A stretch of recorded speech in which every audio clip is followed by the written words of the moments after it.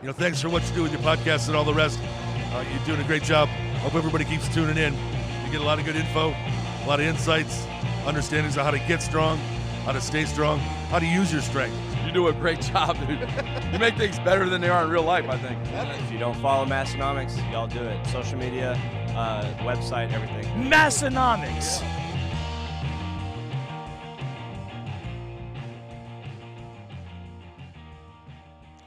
Hey, welcome back, everyone. Long time no see. This is episode 337 of the Massenomics podcast, the lifting podcast about nothing, of course, like always.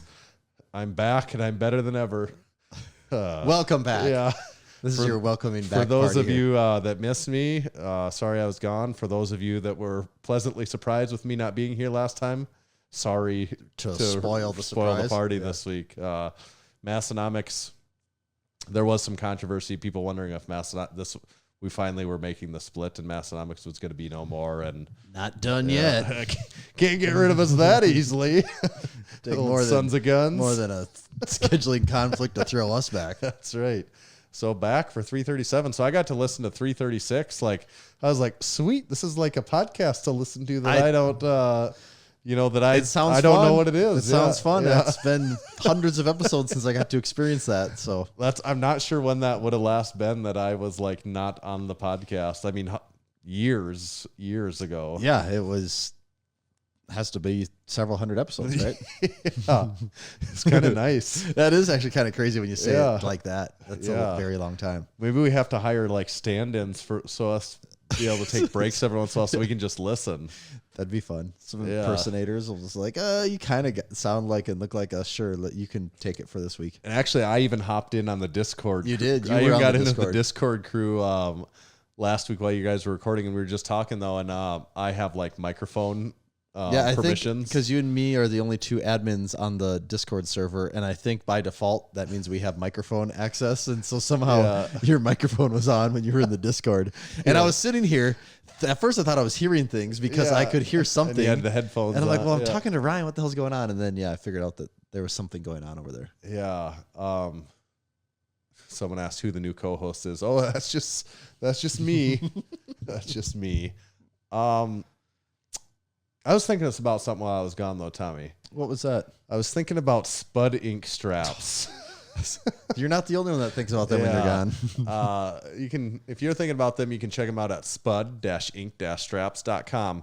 They're the people with the yellow straps. They also got black straps. Some of their stuff's red, but I like to think of them as the people with the yellow straps. And just earlier today, I was using our reverse hyper in Massenomics Gym, and lo and behold, there I was using the SPUD ink reverse hyper strap. And I couldn't imagine that anyone out there makes a better strap for the reverse hyper. So if you have a reverse hyper, you need a strap, go to SPUD ink. If you need a bow tie, go to SPUD ink. You need wrist straps. May I suggest the belt squat belt? Belt squat belt. You might not have a belt squat, but it's an aspirational item if you don't have one. Right. So at least get the belt first. Yeah. And then, I mean, it's the cheaper part. What comes part. first, the belt or the belt squat? The classic discussion. Yeah. What does come first, the chicken or the egg? Like, if you had to answer that, what is the? I would say the egg. What is I would say the egg. What's the intellectual answer of that? I don't know. I would say the egg, because something came out of an egg, no matter what. Right. Like, but then the question is, where did the egg come from? Well, an animal of some kind. Eventually, like something else. Eventually, something that resembled a chicken laid an egg, and then a chicken came out of it. Right. I suppose. To me, that makes the most sense. Yeah. This is getting into quite a bit of. We usually don't talk about politics. And we're really getting into politics. I think we're getting close to religion. Actually, is what we're probably getting close to actually, there. Yeah. That's like one step away from talking religion, and we don't want to do that. So let's just nip that conversation in the bud and remind you one more time to head over to spud-ink-straps.com. Order $75 or more and get free shipping. Tell them Massenomics sent you. They'll say, okay, thanks. Thanks. Just buy more stuff. Get out of here. Shut up about Massenomics. Just give us your credit card number. Yes. And then thinking about maybe I'll pop this in and tell you about something else. I've kind of missed this. I haven't done this. What did you do last week about the Strength Co? I had to improvise. You did, you kind of had to. really improvise because I Right. don't normally have to do this one. Right. This is the Strength Company. We've set out to build a better barbell plate on American soil. We ended up here at Wisconsin's legendary Wapaka Foundry. With over 60 years of ironworking experience, the foundry had the knowledge, technology, and processes to build our weights to our exact specifications. The Strength Company plates are slim but rugged, smooth but easy to grip, and electro-coated for durability and to look great in your gym. This is the next generation of American iron. Only available from the Strength Company. All right, pack it up. We're going to the gym. I We gotta don't know go. about you, but that makes me want to go lift some Made in America iron. Mm-hmm. Iron, doesn't it? I've been moving some Made in America iron this week. Yeah. That makes me want to go right back to it. Don't spoil too much. That could almost segue into another I ad. probably could. Yeah.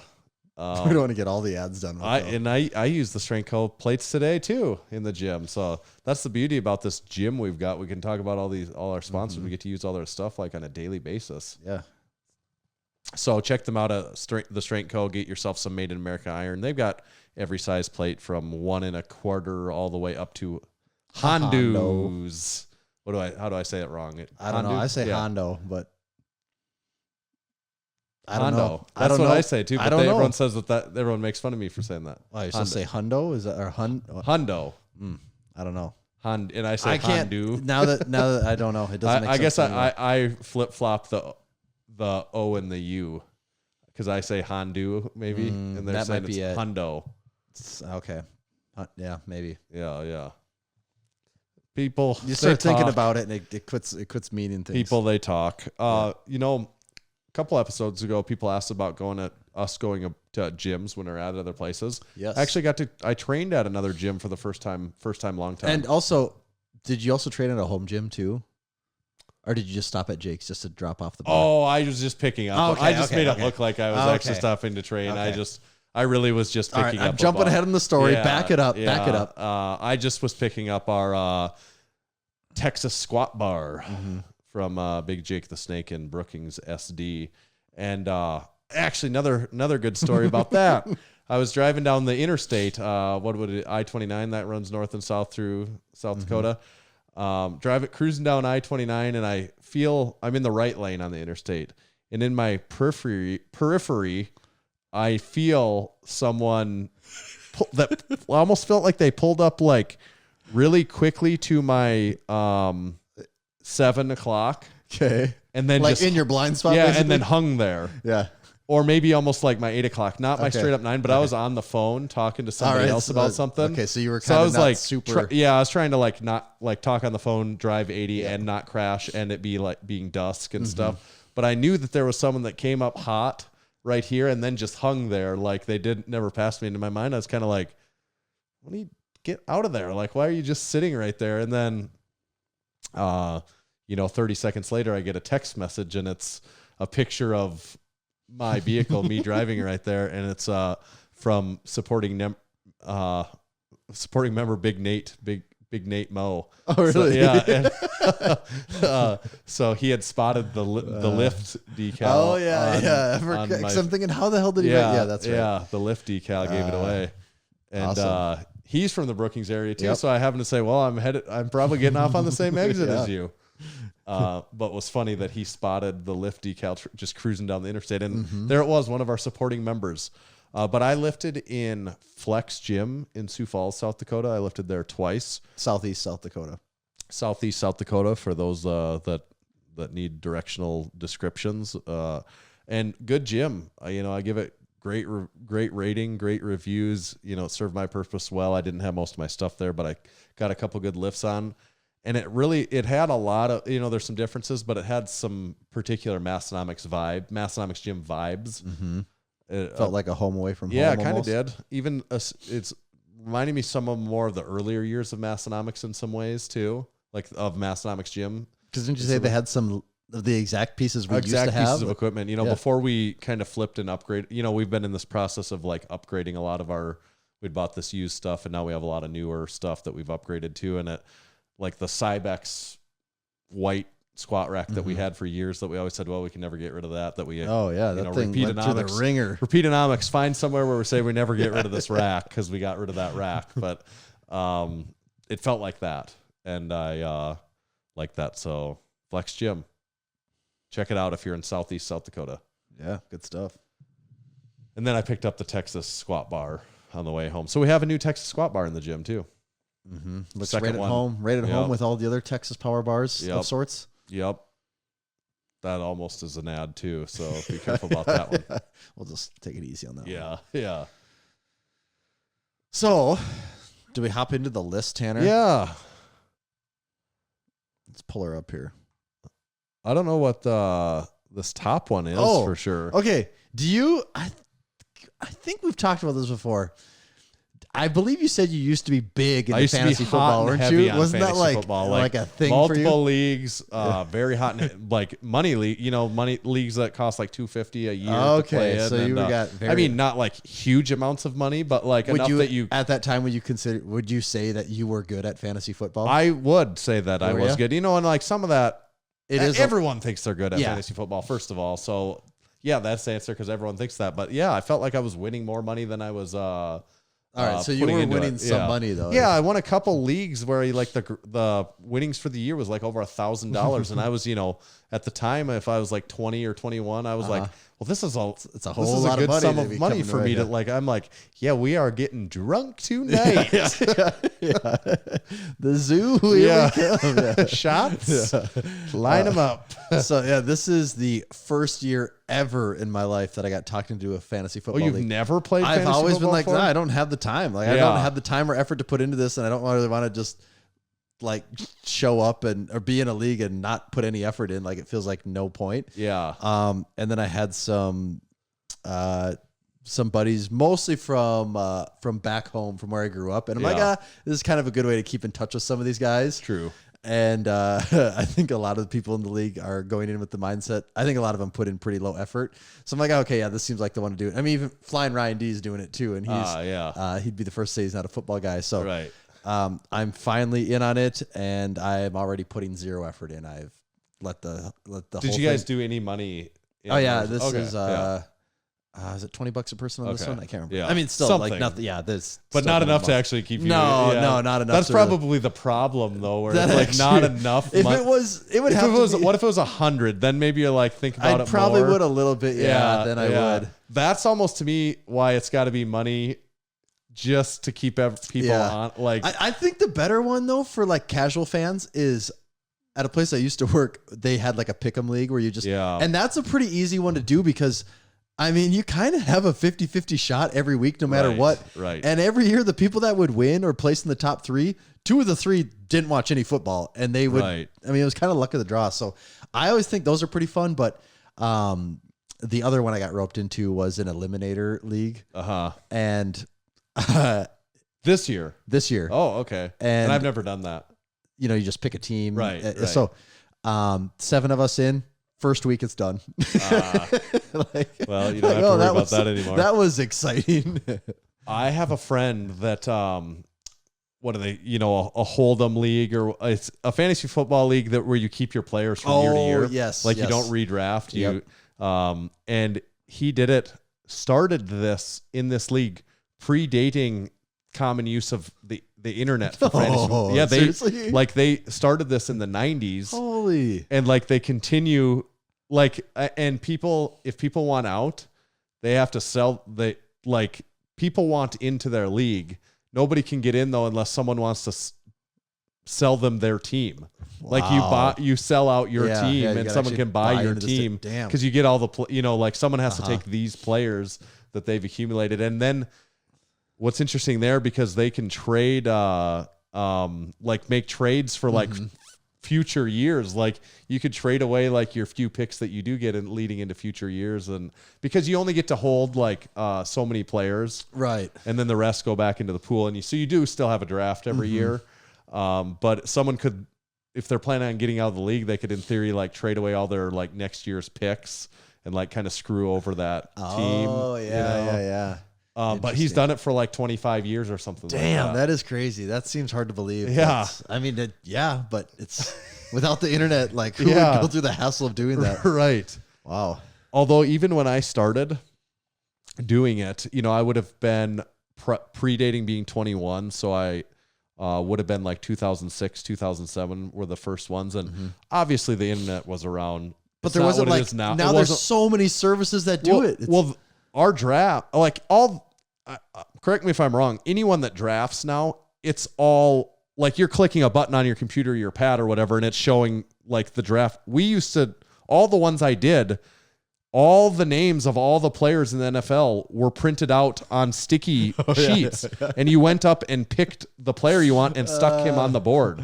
That's all the ones I did for like years. That's the Really? only way That it was. Damn. Yeah. So, cause like in 2006, maybe it existed, but it wasn't like, oh yeah, like you're up, like the clock's ticking at 1 minute. It'd be like, well, no, we can't do that. Nobody's internet works good enough. Like, and nobody has a phone. So it was all, the commissioner had to get the, the sticky names all printed so that you could go up and put it up on the board. God, that was actually more fun to me though. Oh, I can see, because then there's heckling, and then the person like has to go walk up there and do it. And you're like, oh, Chad Ochocinco, great choice, dumbass. Like,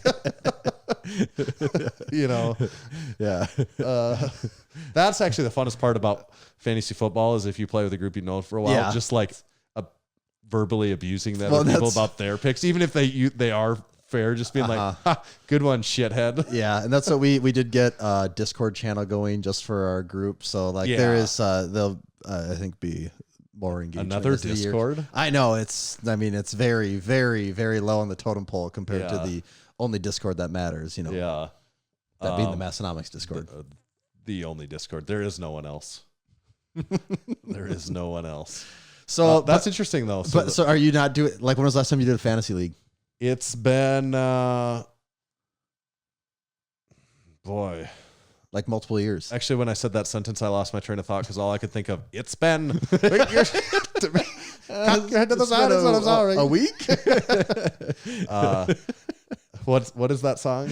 Bare Naked Ladies. Yeah, 1 week. Okay, that's it. It's called 1 week. Which I don't know if I've probably said this in the podcast before too, but there was, so my friend Brian, he loves that song. Okay. I don't know. Him and actually Upton, they both, for whatever reason, know all the words of that song.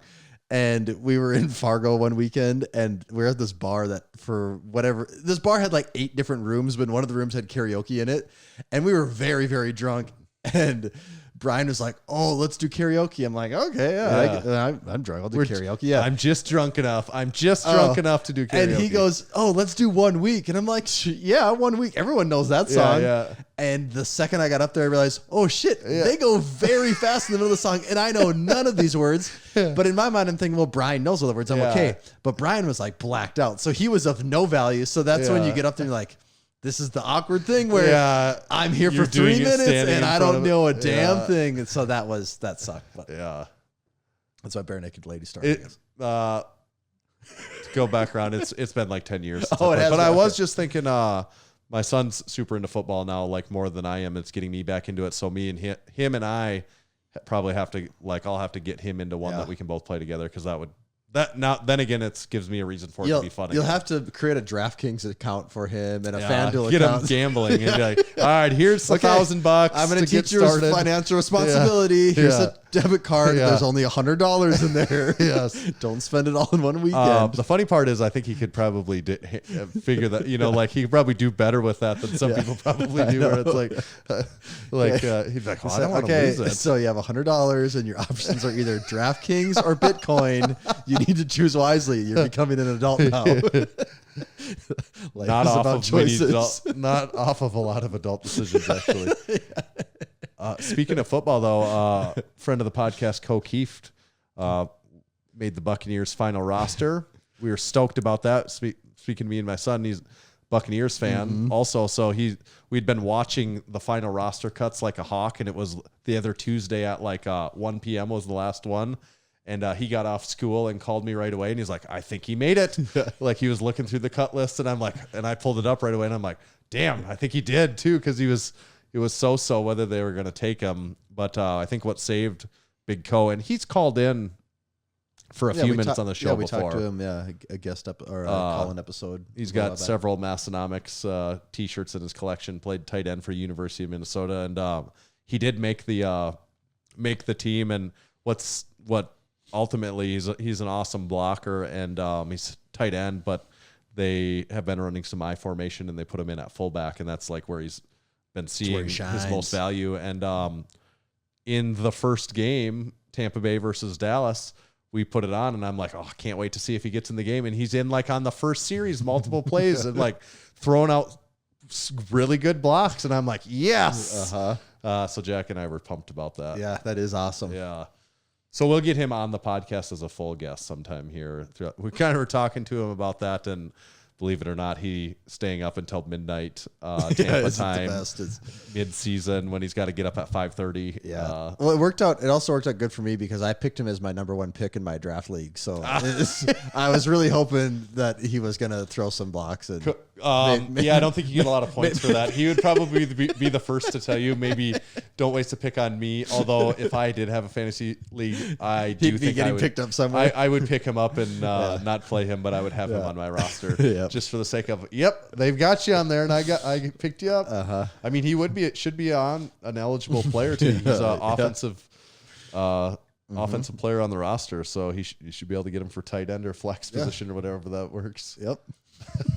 Is tight end a dedicated position like in? I don't even know. I haven't. Okay. You're assuming I've spent any amount of time on this. I haven't done that yet. I mean, it always used to be, but like the NFL's changed in a way that tight ends are just so much less used. I don't know if they dedicate a position to that. Anyways, that's a good question. Probably enough football talk for those listeners of ours that don't watch football. Maybe they've been inspired to watch football now. Yeah. So that was the fantasy football. So talk, use our code MASS when you sign up at DraftKings this week and get a free $100 credit. Now sponsored by DraftKings. What do you got any can action? Oh, yes, I do have a can. I'm actually very thirsty, That's too. why I think. Do we have like 5 minutes and our guest has to get on here? I think we actually probably have like 15, 20 minutes. Do. Okay. I built in a little a little padding. Yeah. Little cushion for the pushing. That's right. And we are pushing that cushion right now. If you know what we're saying. Suit up, Tanner. Suit up. Is that a How I Met Your Mother reference? Absolutely is. You've been watching it, haven't you? I've been secretly watching all of them. What if you've been playing the long game and you actually really like How I Met Your Mother? I started a Repostonomics account for How I Met Your Mother, and I just repost things, and all the, what's his name? All the people from the show are like, damn, this guy really remembers us, like their own personal, I take their personal Instagram. You're talking about the guy that plays Barney? Yeah, I kept wanting to say Barney, but I know it's not. Neil Patrick Harris. Yeah, there you go. He's like, wow, this guy really likes the show. I should hang out with him sometime. It's actually, I started a Neil Patrick Harris reposting account, and I mix in How I Met Your Mother lines with him from Harold and Kumar Go to White Castle, just to really mix it up. Who's the actor that plays Marshall? You know, he's in like Forgetting. Oh yeah, Sarah I can never Marshall. remember what his name is. I know who you're talking about. Yeah. This is a beefy can. First of all, It's a big boy. Is this a pounder? Yep, she's a pounder.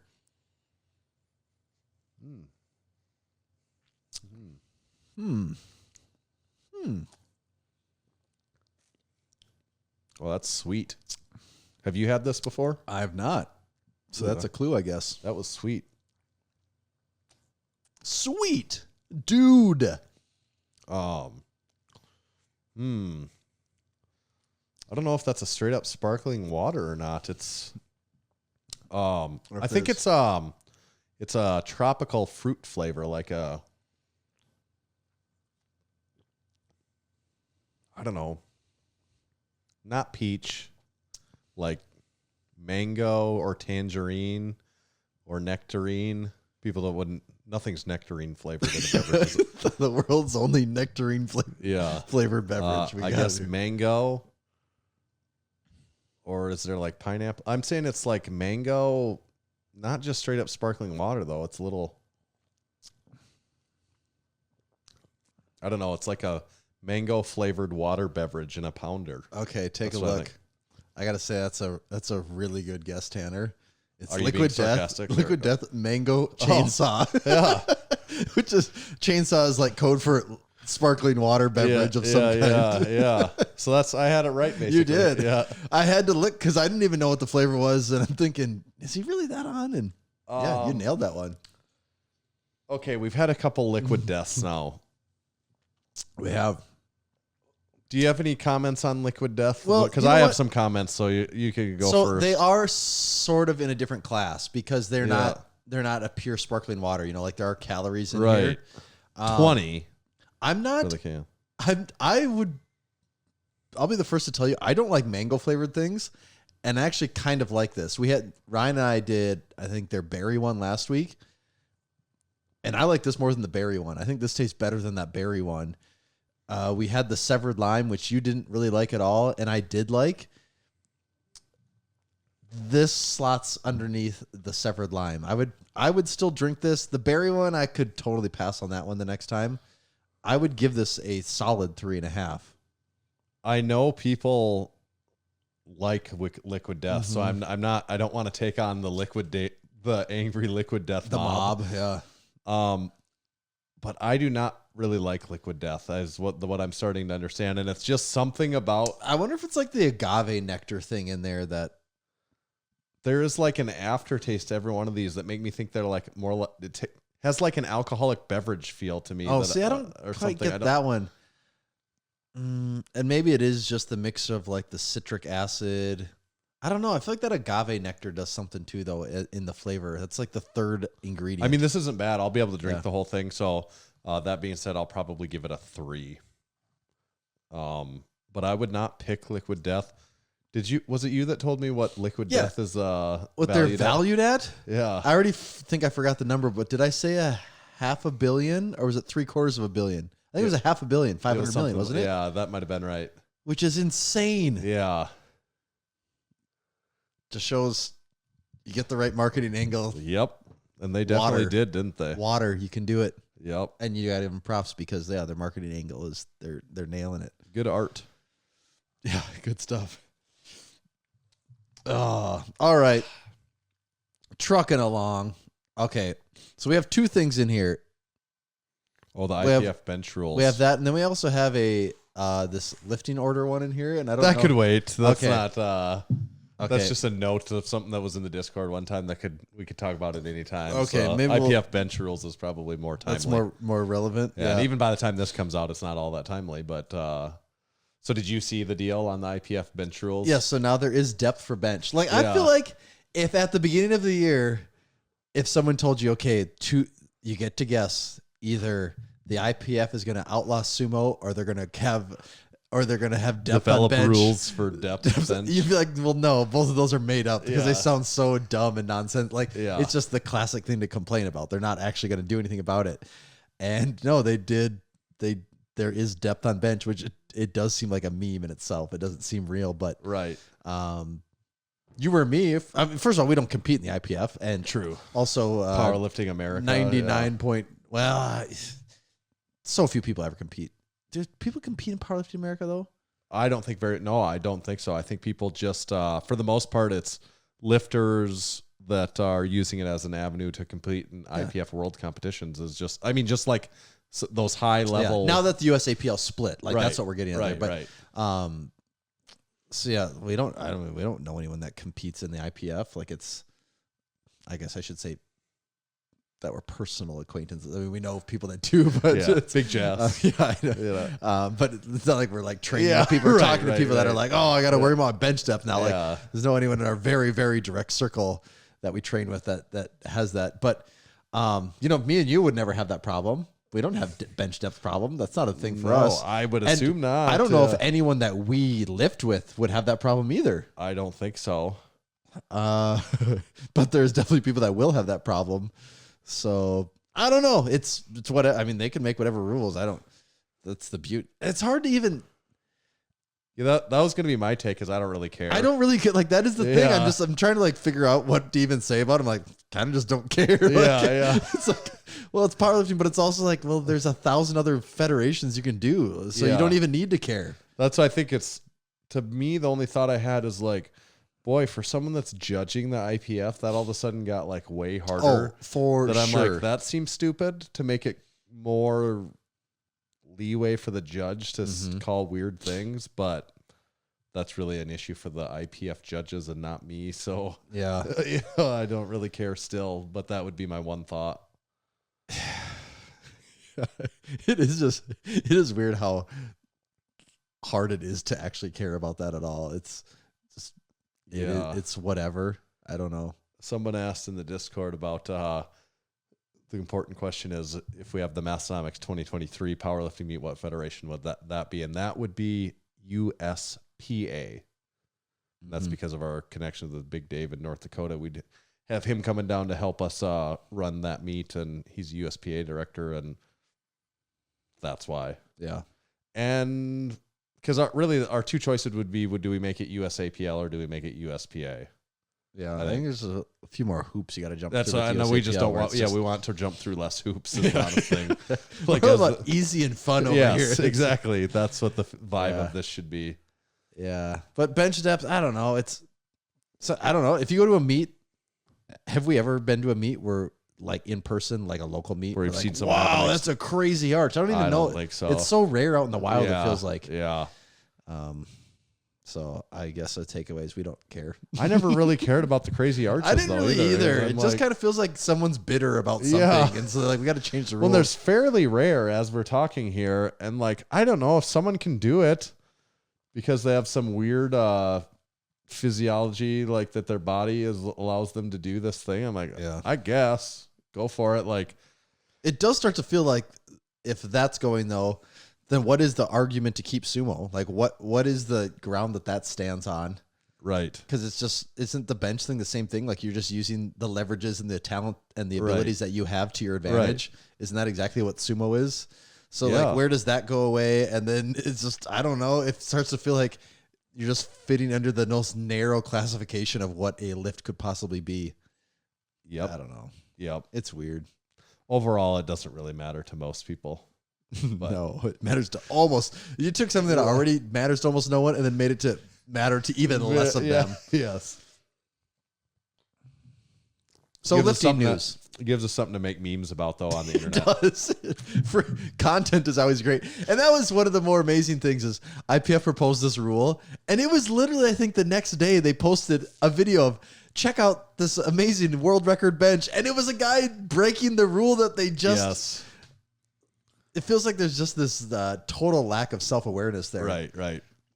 You almost want to think that there is a guy in their social media department that's like, oh yeah, I'm kind of going to troll this whole thing. Because nobody's going to know I'm like, oh, damn it, Jim, how stupid are you? Like, we just made the rule and then you post a video of that.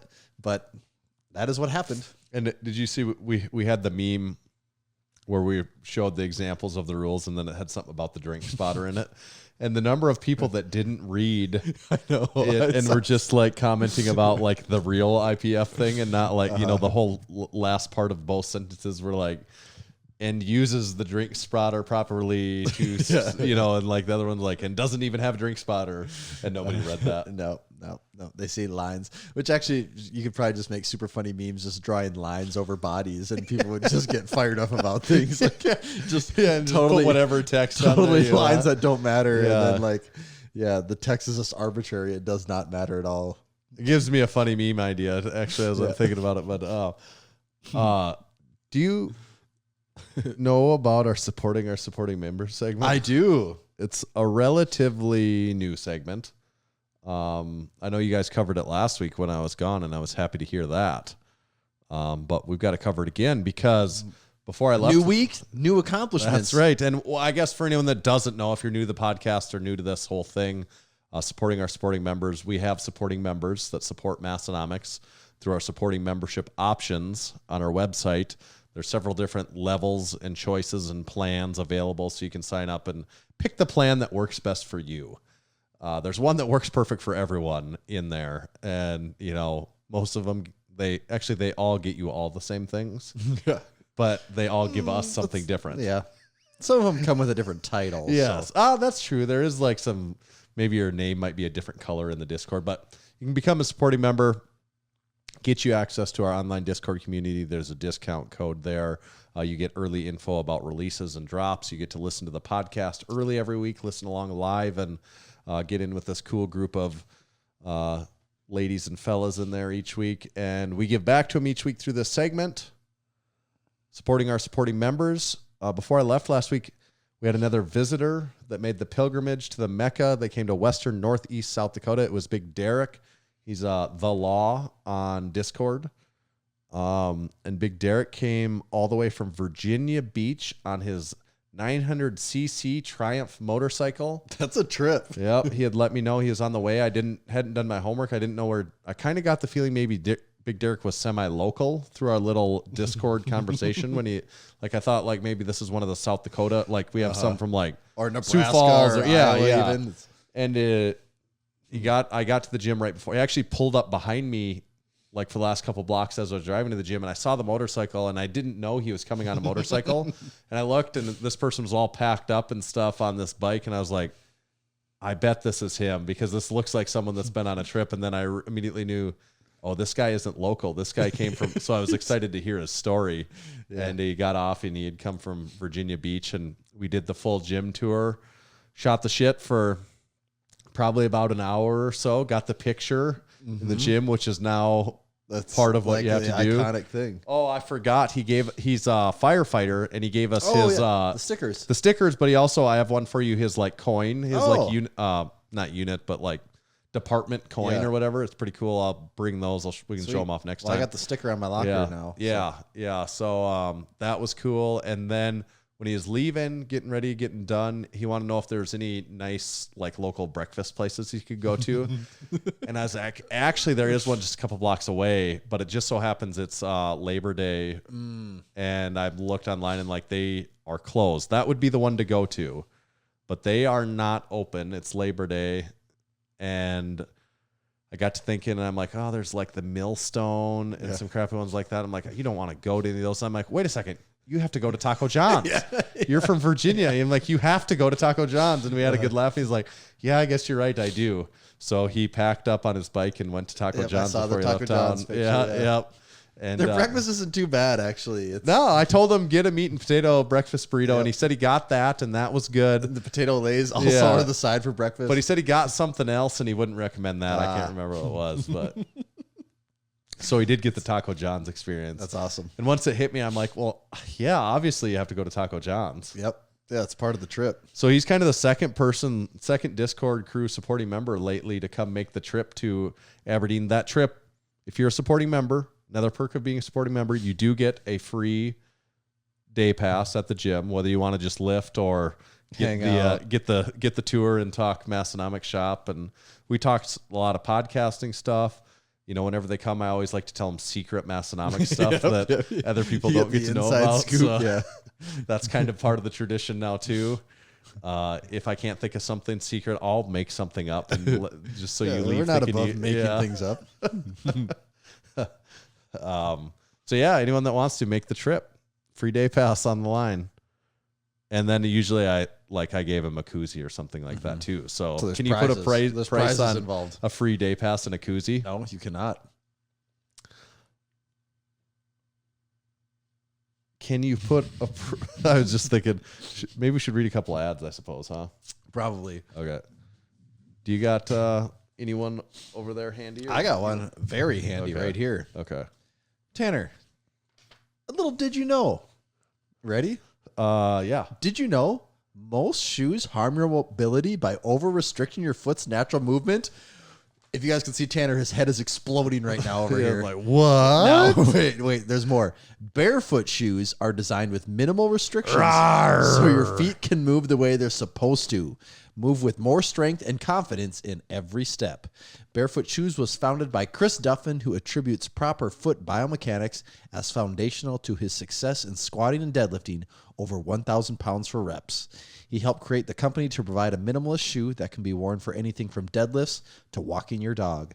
Go to www.barefoot.shoes to check out the best minimalist shoes available. Tanner and I have both been rocking them for a month or more now? Absolutely. We're loving them. Absolutely. They're good. They're getting broken in even more every session. Absolutely. I've got like a second skin. We both got the all black high top Ursus. Yep. That's my favorite. That's my personal favorite, but maybe you're more of a low top guy. there's an option for that. Maybe more of a casual guy. There's also casual ones too. Yep. So I'm get not on going to it. give any spoilers whatsoever, but maybe there's other stuff they've got that's coming someday that maybe Tommy doesn't even know about yet. So, Is this when you're making stuff up again? I don't know. Okay. All right. Well, I'm just going to pretend that is real, whatever that might be. If you're interested in getting a pair of Bearfoot shoes for yourself, go to barefoot.shoes. That is a website. And while you're there, use code Massenomics to save 10% on your order. Thank you, Bearfoot Shoes. There was one more supporting our supporting member. Oh, yeah. We kind of cut that one short just a little bit. Yeah.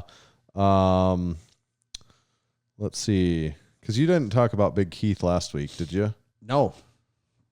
And see, I was a little out of the loop for a while, and I wasn't catching my Discord quite as much, but I did. I don't know if I screenshot it. Does anyone in the Discord have Big Keith's powerlifting meet results? Big Big Keith Keith is in actually the on. Discord. So yeah, Big Keith, tell us your results so we can shout it out to the people because I was had a weird week, so he probably remembers. But if I remember right, he did a 407 squat, a 275 bench, a 440 deadlift, and I think it was a total PR. I think I remember him saying that for sure. That's that it the was most a total important PR. Yeah, that's what it's worth. All the marbles, really, That is. isn't it? I'll take total PR any day. Absolutely. So Good congrats, Big Keith, and thank you to all of our supporting members. Now, speaking of our supporting members, should we kick them off of the Discord? Yeah, they've had their fun. Yeah. Their time here's done. Their time in the sun is over. All right. All right. Should we get Big Jesse on the horn? Yes. On the horn. I noticed you were using some of my. It just. I like your comment at the end. You know, like no, oh, if you just use all the phrases, the whole thing kind of just like the whole show writes itself. Yeah. Like you just I could do know my when own to version of insert- all of this, but why make new stuff when we've already put the work into having all these sayings? And the whole like hour and a half thing kind of just flows itself when you know when you use the same. It does. Like well, now is when we say, do we get the person on the It's horn? like, all right, look at manual. All right, minute 30. Use phrase. Get on horn. Big so and so Yeah. on the horn. All right, we'll get him on the horn.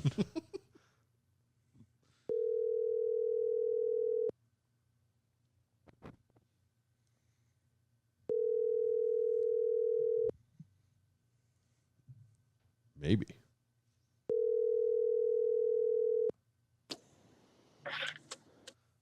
Hello, Big Jesse, is that you? this is me. Hey, Jesse, this is Tanner. How's it going?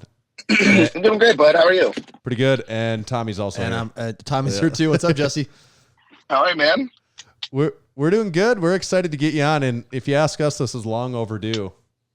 I agree.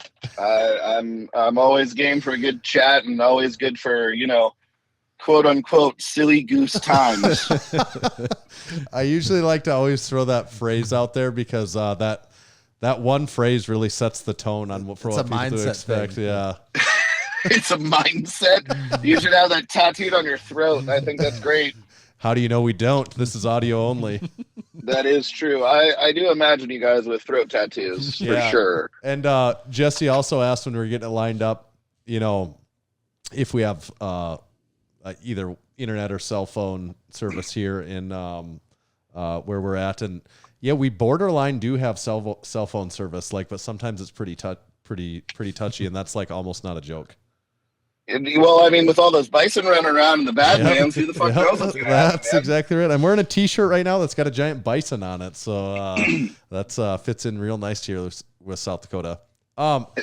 So we do have a list of stuff to talk to you about and ask you about, Jesse. But number one, if we've got people listening that aren't as familiar with you, if you had say 2 minutes to tell your life story, what would you say? Tell us your life story in 10 words or less. One tweet. Start in elementary school. You should ask me to tell it in a haiku to make this more difficult. Jesus. I guess former baseball player turned fat power lifter.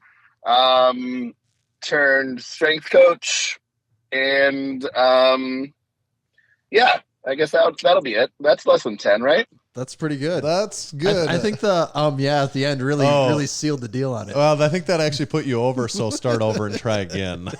Okay, great, good, awesome. No, that's really good. And I mean, you that's all true. And also, you've just been like very around the community of lifting and everything. You know, obviously, you're talking about coaching and stuff like that, and it's just you've been. I don't know how to explain that, but very much a part of that community for many years. Yeah, you know, I was very lucky to kind of get into, you know, one of the very few powerlifting gyms, like close to 20 years ago out here in Northern California. And prior to that, I had a strength coach who just happened to be the 308 all-time world record holding squat. His name is Paul Childress. I think he also held the total for a little while. So I was able to kind of get introduced to the sport very early on after kind of my baseball career was winding down. And with that, you know, with Paul came connections to Westside, came connections to, you know, Louie and Dave and Jim, and then Elite Fitness. And then everyone knew Elite Fitness. And then when I was looking for a gym, you know, to drop names like that got me in the door really quickly. And I was inundated with immediate friends.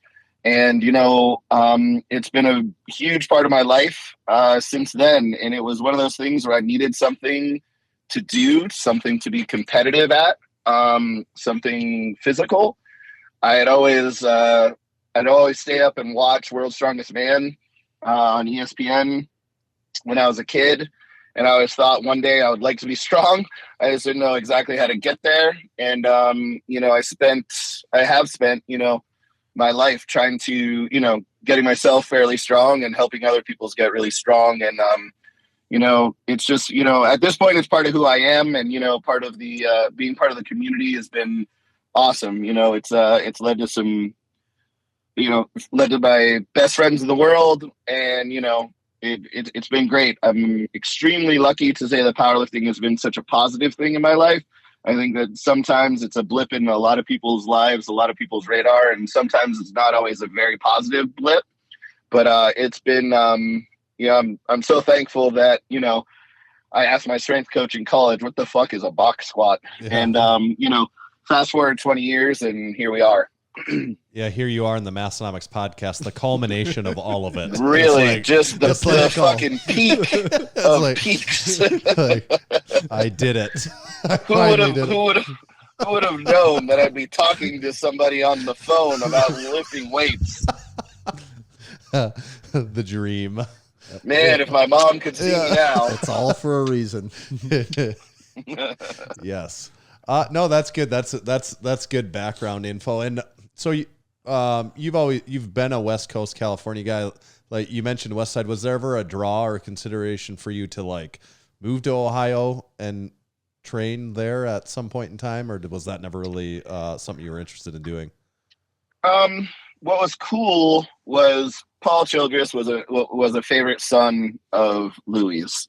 So that opened up a lot of doors, and it was unfortunate because we didn't have a lot of powerlifting on the interwebs way back when. So anything that was happening on the East Coast. And what years are you talking when you got into it? 2000 and yeah, like early 2000s. This is when the WPO was at the Arnold. And you know, I would travel to the Arnold to see the Arnold, and then I would also travel back to, you know, because home is in Erie, Pennsylvania, and I had a lot of people that I knew from college in Buffalo, and I knew a lot of people who were in Ohio. So I would be able to go back and do a little home road trip and go visit a bunch of powerlifting gyms and do that. And you know, for what I was looking at, I was meant to be in California, and I found that out when I kind of got out here, and I was like, oh, this is where I'm supposed to be. So even the draw of a gym like a Westside, you know, Columbus kind of sucks. It's cold. The beach isn't that close, and all the other things. So I knew I wanted to be in California. My goal was to be able to create something akin to West Side because while, you know, it's all about atmosphere in the gym, that's not going to necessarily be, you can't only do that in Ohio. You know, you have to be able to do that elsewhere. And, you know, we just started lifting like motherfuckers, and, you know, we proved that some of these West Coast boys are pretty strong. I'm worried, though, that you missed an opportunity here. You know, you talk about Ohio, it wasn't for you. You kind of felt like you knew California was for you, but there's a point in between there, a little farther to north, South Dakota, that I'm afraid you never really experienced nor gave a shot. It could have, you know, you feel like California was for you, but you never really tried South Dakota, so I don't know if we could rule it out for sure as being an even better option. I have, actually. Usually we bank on people having never been here before. So yes, I've been to South Dakota. I've been to North Dakota, too. Okay. And, I mean, I definitely knew that it wasn't necessarily for me. I mean, very honestly, like, being in South Dakota was like being in a different world, man. Like, it is, I mean, it's amazing. Like, just what it looks like and everything about it it's just crazy. Like, it is a very unique place in the whole wide world, and I appreciate it for what it is. But I'm not you know, I'm a fucking princess, dude. I got no interest in going outside and like hunting and like freezing to death, fishing, and like being in a tent. Dude, I grew up in snow. I know all about that stuff, and I know so much about it. I know that I don't want to be anywhere near it. So, you know, I think South Dakota is awesome, and I think everybody should go and visit, and especially, you know, visit you guys, because you guys have to be like the mayor at this point, right? We're working on it. The peak of we're trying to get in the local magazine here for years. I think that'd be the next big step. I can only imagine what that's called. The Bison Gazette. Yeah, we just got to do something noteworthy first. Yeah, we got to figure out what that is. There you go. Well, I mean, you know, we're really hoping it's this podcast episode. Lord, do you want me to talk more shit? Like, local podcast hates South Dakota. Hey, whatever it takes to get us in there. Hey, I mean, it's all publicity is good publicity. That's right. No, but that all makes sense. So California was the place for you. So so you built the environment there. And so I don't know, are you or were you a gym owner also then? Or I don't really know for sure. So I was at Diablo Barbell for a long time. And then once I had my girls, who are now 15, which is wild, I had to kind of move away from that gym, and there was a falling out. And then I had I hooked up with a guy here who had a gym locally, and I started to do the strength training, personal training stuff, and started to offer this as an alternative to a couple of the other barbell clubs that had popped up. And the gym itself turned into a CrossFit. And then because of that, and because of Louis, they started doing CrossFit for powerlifting seminars. And because I had been in a CrossFit for a long time, and again, I was around a favorite son of Louis, Mark Bell, we were able to go around and help do some of the seminars with Louis, do them on ourselves for about 2.5 years. And in that time, the explosion of powerlifting kind of happened, where, you know, we used to like beg people to do meets, and we would get 25 or 30, and we were getting 25 women signing up for our meets. And we were like, what the fuck is going on? So, you know, when I used to have a crew of 4 or 5 dudes, you know, the next week, you know, I had 20 lifters. So the space that I needed had to grow, and I outgrew the one gym, moved to another gym kind of across town, and have been kind of growing ever since. And I could always grow more and have more shit, but, you know, I think we're probably at maximum of space and equipment that I need. But I've never actually owned a gym. I've always been part of other gyms. Sure. So yeah. Okay, right on. And that kind of what you're talking about there is a question I had on my list to ask you too, where you know, even we're talking earlier 2000s when you're getting going through Diablo and your affiliation through Westside and all that, but later on, you know, and like some of that big explosion that was probably facilitated through CrossFit getting bigger and just more people getting barbells in their hands through that. And we get into like that era of like, I don't know, 2014, 2015, 2016, 2017. Yeah, the early to mid teens. Right, where it really felt like powerlifting. It kind of was an explosion, relatively speaking. To other sports in comparison, it's still a small thing, but it really did explode. Like, my question here is, people still talk about this stuff like, what do we need to get powerlifting to the next level now? Like, that's always like a perpetual conversation all the time. I feel like, well, that's the same conversation that we're talking about like 8 years ago. Yeah. So when do we quit saying that, for one thing? But also, my question is, do you see powerlifting like from today, is it going to continue to grow and get bigger? Or do you think like, I don't know, was like 2016 the golden era of powerlifting and it's a backslide since then? Or how do you look at that? That's a really hard question, because in my heart, I want to say that it is going to grow and it is going to get better.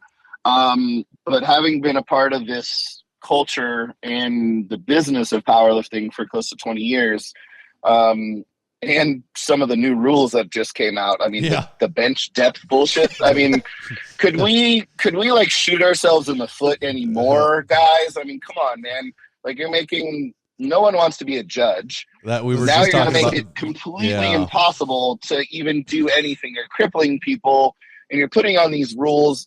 But then on the other side, when we had the WPO, and some of the other meets that were going on, you didn't have to come close to depth. Right. So, when you really kind of sit and analyze it, right, it's too hard to understand for the layperson, like, to make it a true sport, right? With Olympic lifting, it's like, oh, did they take the bar from their head or from the floor to overhead? Yeah. All right, cool. I can get that. That's a lot of weight. They did a thing and it's really fast and it's explosive. With powerlifting, it's really, really hard to explain to someone, again, in like 2 minutes or 10 words, like how much knee wraps make a difference, what a bench shirt is, why that person is allowed to pull sumo and only deadlift the bar 4 inches while that person has to pull conventional and pull it 26. Yep. Like, there's just such disparity in the whole sport that, as much as I want to say that it, I really do hope that I'm wrong and that it explodes again, but we may kind of have seen the top level of it. I think there's a possibility that it starts to come back. I am so excited for people like Alex and people like JP putting on these bigger meets and doing stuff and actually putting some real money out there and doing some stuff that, I feel that Mark and I kind of started a lot of that here, and people have picked that up and continue to run forward with that. And I think that's amazing. The problem that I see, and this is only a personal one, would be that eventually they're going to run into it becoming stale and stagnant, and the return on investment may not be there. Right. Because everyone that I've ever dealt with, corporate or otherwise, who's putting money up on this, or me basically running the meets and not making any money, my return on the investment was, I hope that 2 or 3 people ask me to do remote training, 1 or 2 local people find out about this and join the gym. That's a huge return on investment for me, and that's awesome. And, and I get a little bit of, I get to pay the judges, I get to pay the lifters, I get to pay the spotters and loaders, and we have a giant party and a bunch of people lift a bunch of weight. Fuck yeah. After a while, when politics jump in, when people start bitching about $500, on a machine error that had nothing to do with me, on talking shit about every single possible thing that I did at all of those meets, it gets fucking old. And it's like, what am I doing this for? I have a family, right? And eventually this stuff is taking me away from them. And I have to justify that in my own head. My wife has never asked me to do that. My kids have never asked me to do that. But in my head, I have to start justifying it eventually, where I'm like, okay, I know I'm not going to make any money, and it's going to ruin my whole week, and it's going to ruin my week of training. Yes. And then people are going to yell at me on the internet for a week, I'm like, why am I doing this again? Like, I could just trip and fall on the pavement and be better off for things. So I really hope that those people don't end up like me and that things are still rewarding for them. There's big return on the investment because, you know, I love powerlifters, and, you know, for whatever reason, whatever thing that's broken in my head and my heart, I love all these motherfuckers, and I think it's the coolest thing ever. But when we really get down to it, like, dude, this community sucks. People hate on each other. Yep. People, you know, you can't be happy that someone pulled a huge thing. It's the bar, it's the this, it's, oh, well, they weren't calibrated kilo. It's like, look, that guy's still a really strong motherfucker. Just leave him alone. Like, that's awesome. Let's celebrate the cool shit. And I think it's just become the shit talking, you know, these shit talking vultures are just everywhere. And in a time like this, where if you say something to someone, you could all of a sudden get deplatformed and canceled. And then all of a sudden, you know, you raped a girl in the warm-up room, and you're like, wait a second, like, we didn't even have a warm-up room. And so, like, all this stuff happens, and it's like you're walking this fine line, and it becomes not worth it. And I really hate to say that it became not worth it for me, because I wasn't having any fun anymore. I have a fucking blast, dude. I haven't worked a goddamn day in my fucking life. I am so lucky. But putting on those meets, I hated it. So what, and I was like, I'm just going to stop doing meets. What's the date for your 2023 meet then, you said? Yeah, it'll be the same day that the shoe comes out again. Hey, don't put the cart before the horse here. We got ahead here. We got good things to talk about. You don't. We were hoping you forgot about that. Yeah, well, dude, yeah, we can get into that when you're ready. No, that we did want to talk to you about the meet directing thing, and, you know, I mean, we're kind of we're working on something similar right now. You know, a lot of people, you know, we are, and it's so funny. Like, what you just talked about is a much more passioned version of what we go through. Well, best case scenario, we put a ton of time into it and we don't really lose money. Worst case scenario, we put even more than a ton of time into it and we just lose a lot more money. Right. But like, the value that we have, and it's exactly what you said. And the value isn't purely in the money. No, you have to find value in it in other things in order to make that rewarding enough to do it, because the money really, in the current system of powerlifting, it doesn't work. No, it doesn't work. But for us, there potentially is more. But, you know, we own a business adjacent to it, and it helps our business. And also, we have a lot of people that are interested in us, and they might want to come here and do a meet, and, you know, for whatever reason, they want to come to South Dakota. Yeah, see if South Dakota's real. and the fun. Like, there's a lot of fun to be had with that. But so we've run strongman competitions in the past before, and it's extremely stressful, and like, it's just tough to, you know, like, because what you value. And we, just like you said, we both have families too. Right. And it's like, if we're going to try and figure out how to somehow pull an extra couple 100 hours out of our schedule, we know from a monetary standpoint, it'd be much more valuable to focus it on Massenomics. Yeah. But not meat. Not on the meat, but there is value in the people aspect of the meat for sure. Yeah, absolutely. And, you know, I got into doing meets because I went and handled like 3 or 4 of my lifters at a meet, and I could not believe the level that these people were allowed to put on a meet. They had bars that were bent and broken. They didn't have enough. They didn't have kilos in the back. They barely had enough weight in the back. And I'm not even talking about like someone coming out and squatting 800. These were like, 2 of them were females, and we couldn't even get 200 pounds on the bar. Like, it was a fucking disaster. Like, it started at 9 in the morning and it went until 10:30 p.m. And I was like, that's the best. I was like, I can't in good faith run a powerlifting gym with these types of meets out there, because people aren't going to want to powerlift anymore. Because if this is this is a good meet, get the fuck out of here. So I was like, fuck it, I'll just do it, because at least I care, and I want a good experience for all my lifters. And I think if you go out there and you ask the lifters, not all the commentators, if you ask the lifters their favorite meet, I'm telling you, Record Breakers is going to be one of the top 3 that they've ever did. Yep. Because they were taken care of in every possible way that I could take care of them. And I did that because I did not get that, and I wish it was there. And I wish lifters were treated like athletes and were given what they need to succeed.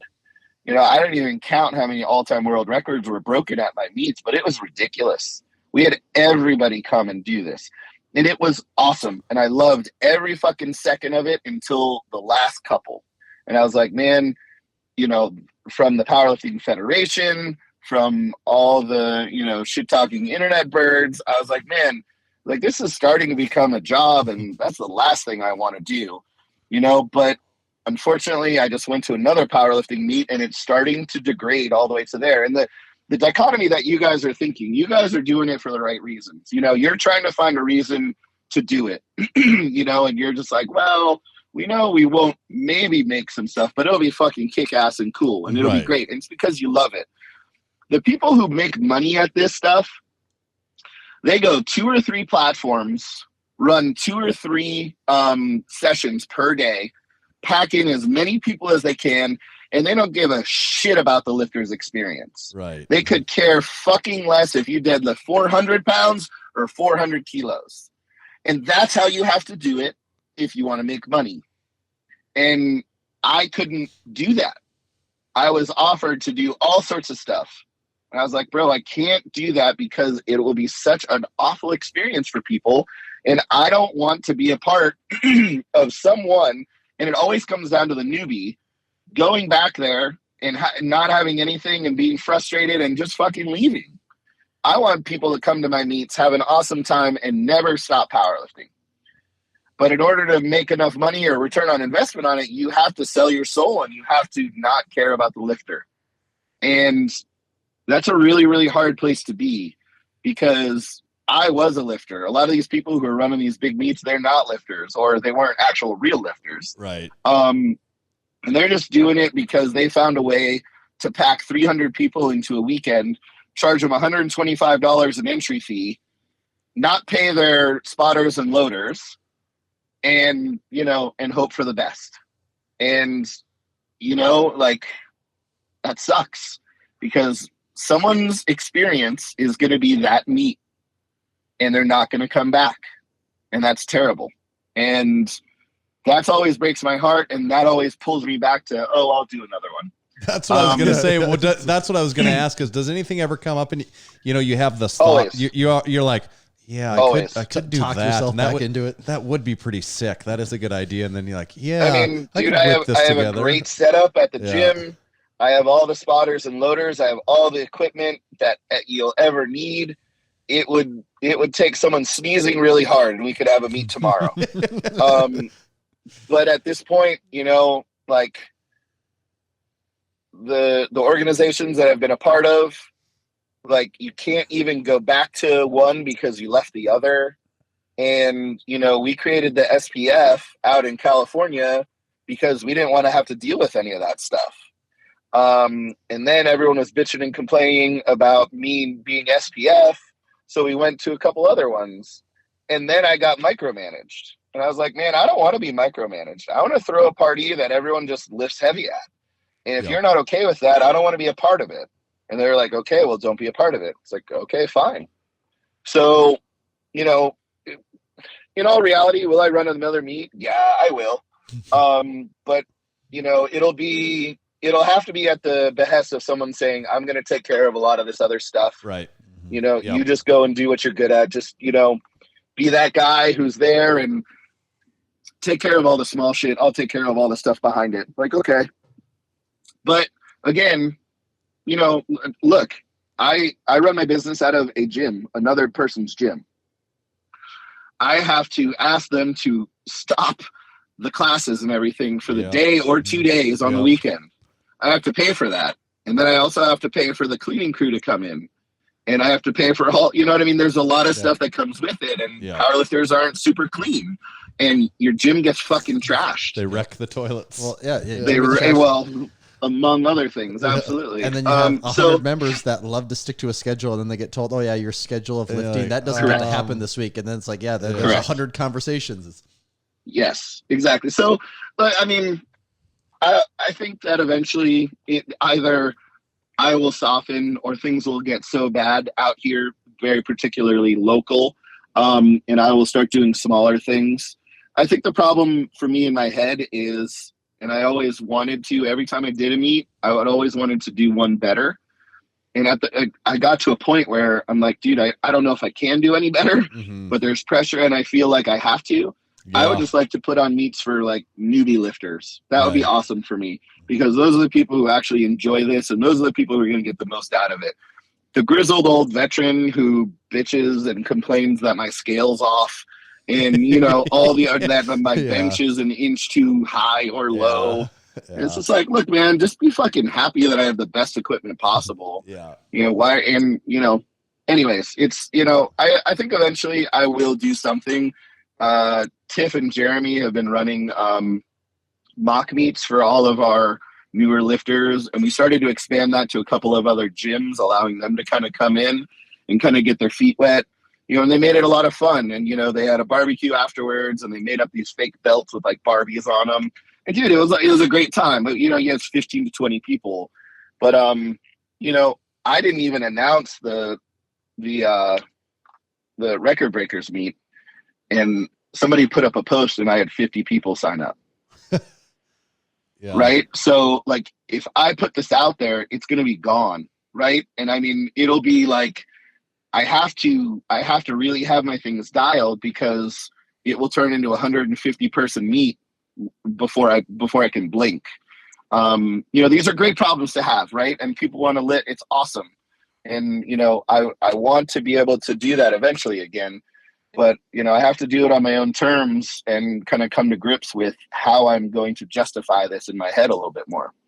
Yeah, and you said something in there that's interesting to me that I think we can relate to too, where you do something and the next time you always want it to be better. And you can fall a victim to that too, where, you know, and like a lot of people have that type of personality too, or I think, like, I know we're the same way. Like, we're doing like good enough. Yeah, you're like, but we're going to be the same way, where it's like, well, we do it again, it's got to be better. Otherwise, why are we even doing it? And then after a while, you're just like, that gets to be pressure, even if it's like self induced pressure. Like, that gets to be a real thing.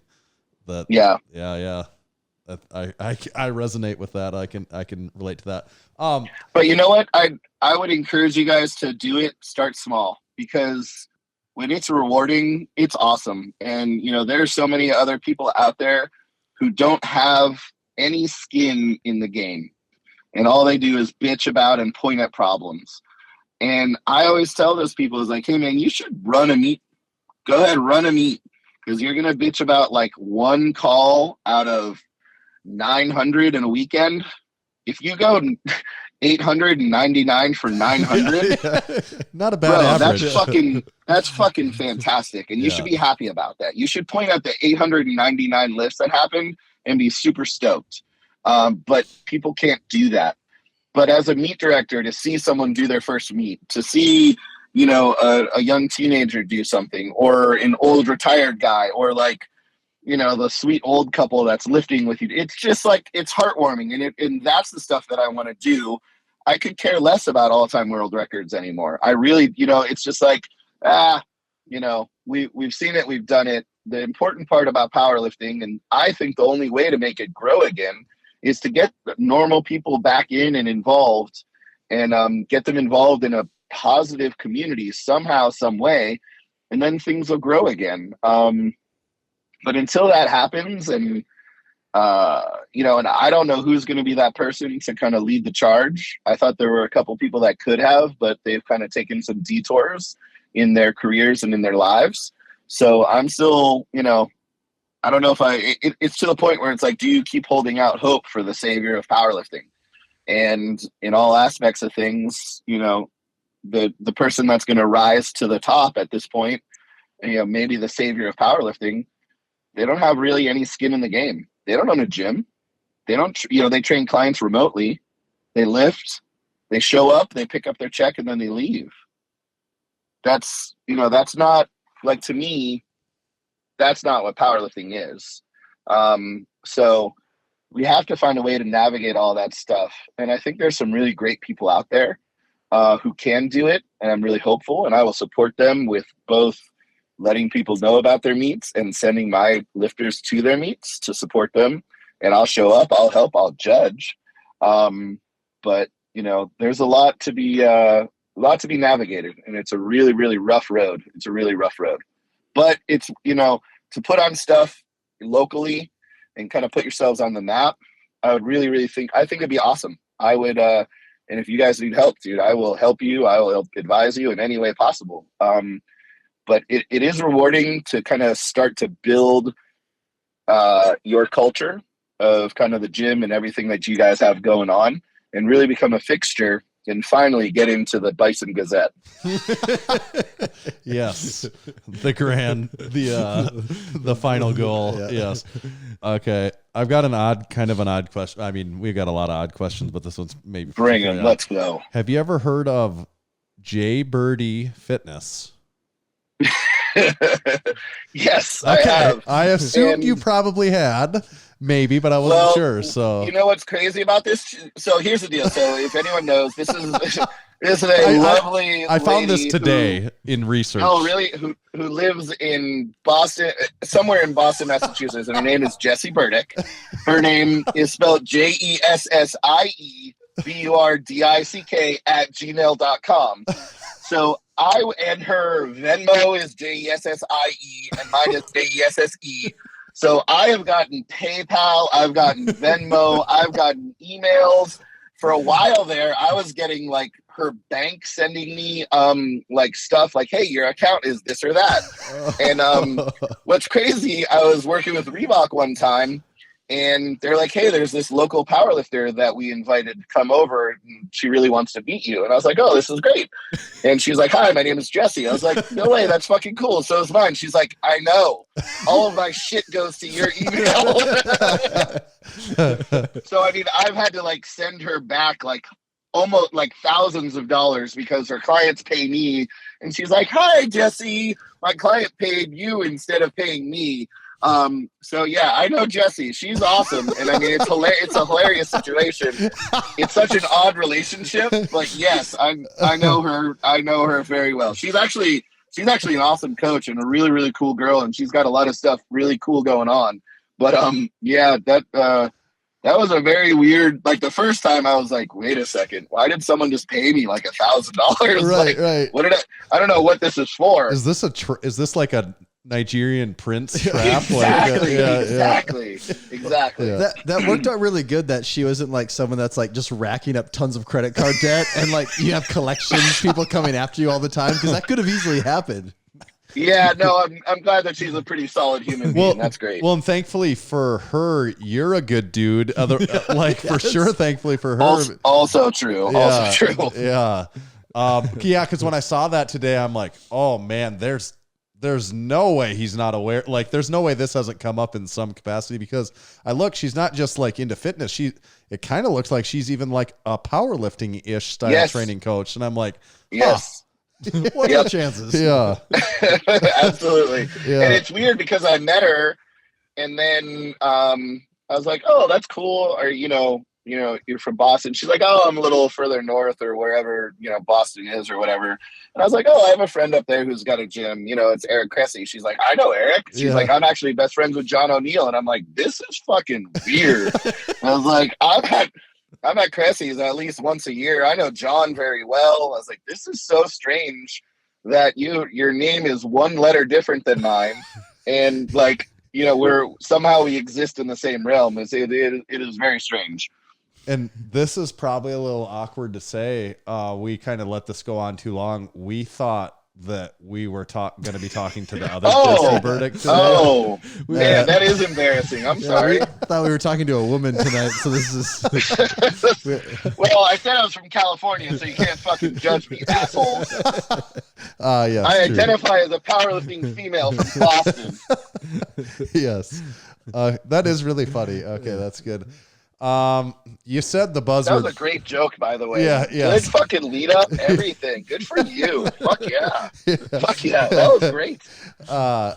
You said the buzzword, the keyword. Really though, the real thing, the crux of this whole show, the last 37 minutes have led to this. It's follow up years in the making here. So for anyone that maybe is relatively newer to Massenomics, we used to do interviews at the Arnold in 2017, 2018, 2016, some in there. And Jesse, we got Those to talk. are great times, right? Those were Yeah. so fun. It was. Those Those were were some so of the fun. best times of all time. Yeah. And I mean, then COVID hit and it all disappeared. And I think man, there's still a hole. There's a vacuum. There that, is. it needs to be filled. Like no one goes back to the Arnold now. It's a ghost town. I really hope that eventually climbs back to being what it once I do was, too, because it was needs special to. to a If lot that- of people. If that can't make it, I don't. There think is no anything industry can, like event. nothing else There is no industry expo event if that one can't pick its pieces back up. We were there this last year. It wasn't the same. For sure, it wasn't the same. It can go two ways. It can either piddle out there where it's at, or hopefully this is just a step. we have some optimism that this next year that it is on the track back to what it was. But if it can't do it, I don't know what there is. That's, people try to do stuff and there's just not names out there that carry the kind of weight and just the tradition. And it's just, I don't know what can do it. Yeah, I think if we really look at it from a business standpoint, it was this fat, bloated carcass that these people would just go and spend a bunch of money and have it as a write-off. And then some accountants were like, hey, if we don't spend all this money, we could keep it and make more money and all these other things. And you're like, oh, huh. And I mean, Right. I think the last one that I was at was when the Bang booth when Bang came out. Oh God. And they had, it was basically that rave. 40 people, 20 men and 20 obnoxious. women, all, yeah. It was so obnoxious. But I mean, I think people are just oh, you know what, if we just take 1/8 of that and put it into some internet marketing, we'll make more money. I know, but that is the thing that sucks though. Is it's and I 100% I agree. You're you right, probably right, can make right. way more just dumping into ads online. But it kills It's- that. yeah, It it's kills the just- community. Totally. It does. That's the part that Yes. sucks. Even though I fucking hated that booth, I walked by just to videotape all Exactly. the just dumb shit going on and to hate on it as hard as I could. And it was so over the top and awful, which is really hard to say because, I mean, at the Arnold, you see some crazy shit. Well, it's fun though. and You can every mention it to us. year it made it worse. You can mention it to us 5 years later, and we're like, yeah, those Yep, bang still remember the Bang jackasses. booth. Yeah. Yeah. Or the animal cage is just iconic, too. Absolutely. And it's special for lifters, and it kind of stinks Yes. that it's not around. But it also got, I mean, I'm again, dating myself, but I was going to the Arnold a long, long time ago, and to see it go from what it once was to what it has become, it's really weird. There's fencing and speed painting exhibits. Yeah. And you're what in the world is going on here? I thought this was a meathead convention. It turned into everything all at one time happening for whatever reason in Columbus, Ohio. And I think, if they really do want to kind of bring it back, they're going to have to trim some of that fat off and really get back to what they're really good at, which was the Rogue Strongman stuff is fantastic. The USAPL has been doing a great job with the lifting, but they need to kind of get back to what they were doing, and they can't count on, flag twirling to really, bring all the people back. So it becomes a different beast, and they got to kind of trim some stuff off and build it back up again. And then when they really want to just let everybody in the door, then, bring speed painting back. Did you guys see that? It blew my mind. Yeah. It was in the hallway, Yeah. and they were 3, 2, 1, go.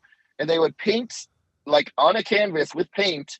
They had a picture that they were trying to replicate faster and better than the other person. I was astonished. I was like, why are you here? Where, first of all, is this a real sport? This is a thing. How do you get into this? is this like a national championship? What am I witnessing here?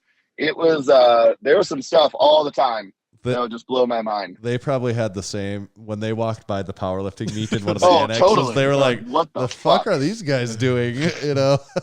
I can't imagine what they thought of the bang booth. Yeah, no kidding. They're like, whoa. Yeah. Yeah. We agree though. We're cautiously optimistic that it'll get back there a little bit. I'm always cautiously optimistic about everything. You know, I really do want, you know, powerlifting, and I want people to succeed, and I want to get back to kind of that peak, that, you know, thing again and surpass it. And I think all the pieces are there. You know, it's just about who's going to put them there. But you know, I can't wait to support it one way or the other. We see what you did there, though. You detoured us here off of the. Oh no! Ask your question. I know it's coming. I knew it was coming. Like as soon as I got your direct message, I was like, "Fuck! I'm going to ask about this." Yeah. Hopefully, this isn't all we talk about. Yeah. So what's the name of the shoe, Tommy? The Reebok TR Lite. Yeah. So do you have a latest update on the Reebok TR Lite? I think the last formal update we got from you, they were in a shipping container somewhere crossing the ocean. That could have been like 5 years ago. Yeah, it was, and you know, it having not, I don't have any experience being corporate, right? I don't understand. You know, that's never been part of my life. And dealing with an absolutely gigantic company like Reebok, who is actually owned by Adidas. And it was a really interesting learning process about how things happen, the speed that they happen, why they don't. And Mark and I just refuse to believe that it couldn't be easier than, hey, there's a really big demand for these things. Why can't we make these? And the unfortunate part about it was there was a very big demand, and there still is. Someone told me that someone is selling like 2 or 3 pairs of the TR Lights online on somewhere for like $400 a pair. Yeah, probably like Poshmark or something, I suppose. Yeah, it was just blows my mind. I'm like, oh my God. I was like, but this is just such a huge opportunity. That was just missed. But at the same time, do you know how many people made shoes with Reebok? There's 3. There was Shaquille O'Neal, there was Allen Iverson, and there was Jesse Burdick and Mark Bell. And then since then, there's been like JJ Watt. Yeah. Well, all right. Yeah. I can't look at you. You're in South Dakota. You can count. we're kind of good at numbers. And over you here. can count on me, shooter, in the parking lot. Yeah. You know, and then since then, JJ Watt, and I think they had somebody else. They did like a collab with like a rapper or something. So even to get there is pretty fucking cool. Yeah, for sure. Yeah. But the process of everything, like, well, I mean, and it's also, again, we walked into this thing and we're like, our introduction to Reebok was me telling the president of Reebok, I called him Mr. Reebok. I said, Mr. Reebok, your shoes fucking suck. And he was like, excuse me? And I was like, your shoes suck. Like, you need to fix some stuff. And I want to be a part of figuring out how to make this happen for you. He's like, who the hell are you? And I introduced myself. And then like, we had a bunch of like random meetings, and Mark and I like made the guy like do a bunch of push-ups in the slingshot while we were at like a corporate dinner. Like, none of this was official, and none of it makes sense looking back on it, knowing what I know now. It's kind of crazy. So it was pretty amazing that the shoes even got made, right? If I could do it over again, you know, we would have done a lot of other stuff and made sure that we were a lot more a part of the process of understanding the numbers, understanding the demand, where the demand was, and how to feed it. The unfortunate part about things is when you're a business that is as big as Reebok and Adidas is, like, they couldn't make, like, powerlifting is just not big. There's a big call for those shoes, but a big call might be 1,000. Like, they make shoes in 10,000 batches right on the low side. Yeah. Right. So when they initially did and flooded the market, and you could find them for like $20 at Dick's Sporting Goods. That's what we got. I've got a Tanner's got a pair in a box. Still. Yeah, right. Because we got them on sale at like 40, $40 or something. Yeah. So, but when they got rid of all those, they couldn't find a way because they didn't sell as well as they thought they would.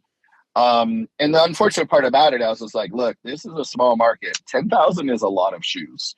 I don't know if there's 10,000 powerlifters. So can we dial that back? No. Okay. Do you still want to do this? I'm like, fuck yeah, I want to do this. Let's see how this goes. Who knows? So we were told that, that's just the process. And it was amazing to get there because the way that the shoe looks, the wide toe box, and that everybody's copying nowadays, by the way, someone just came out with the first weightlifting shoe with a wide toe box and all this other stuff. Yes, exactly. And I think it's awesome. These people have figured out something that Mark and I couldn't and didn't at that point because we had no idea that, we don't know how to make a shoe, but Reebok does. But in order to make that mold, like the mold itself was like $100,000.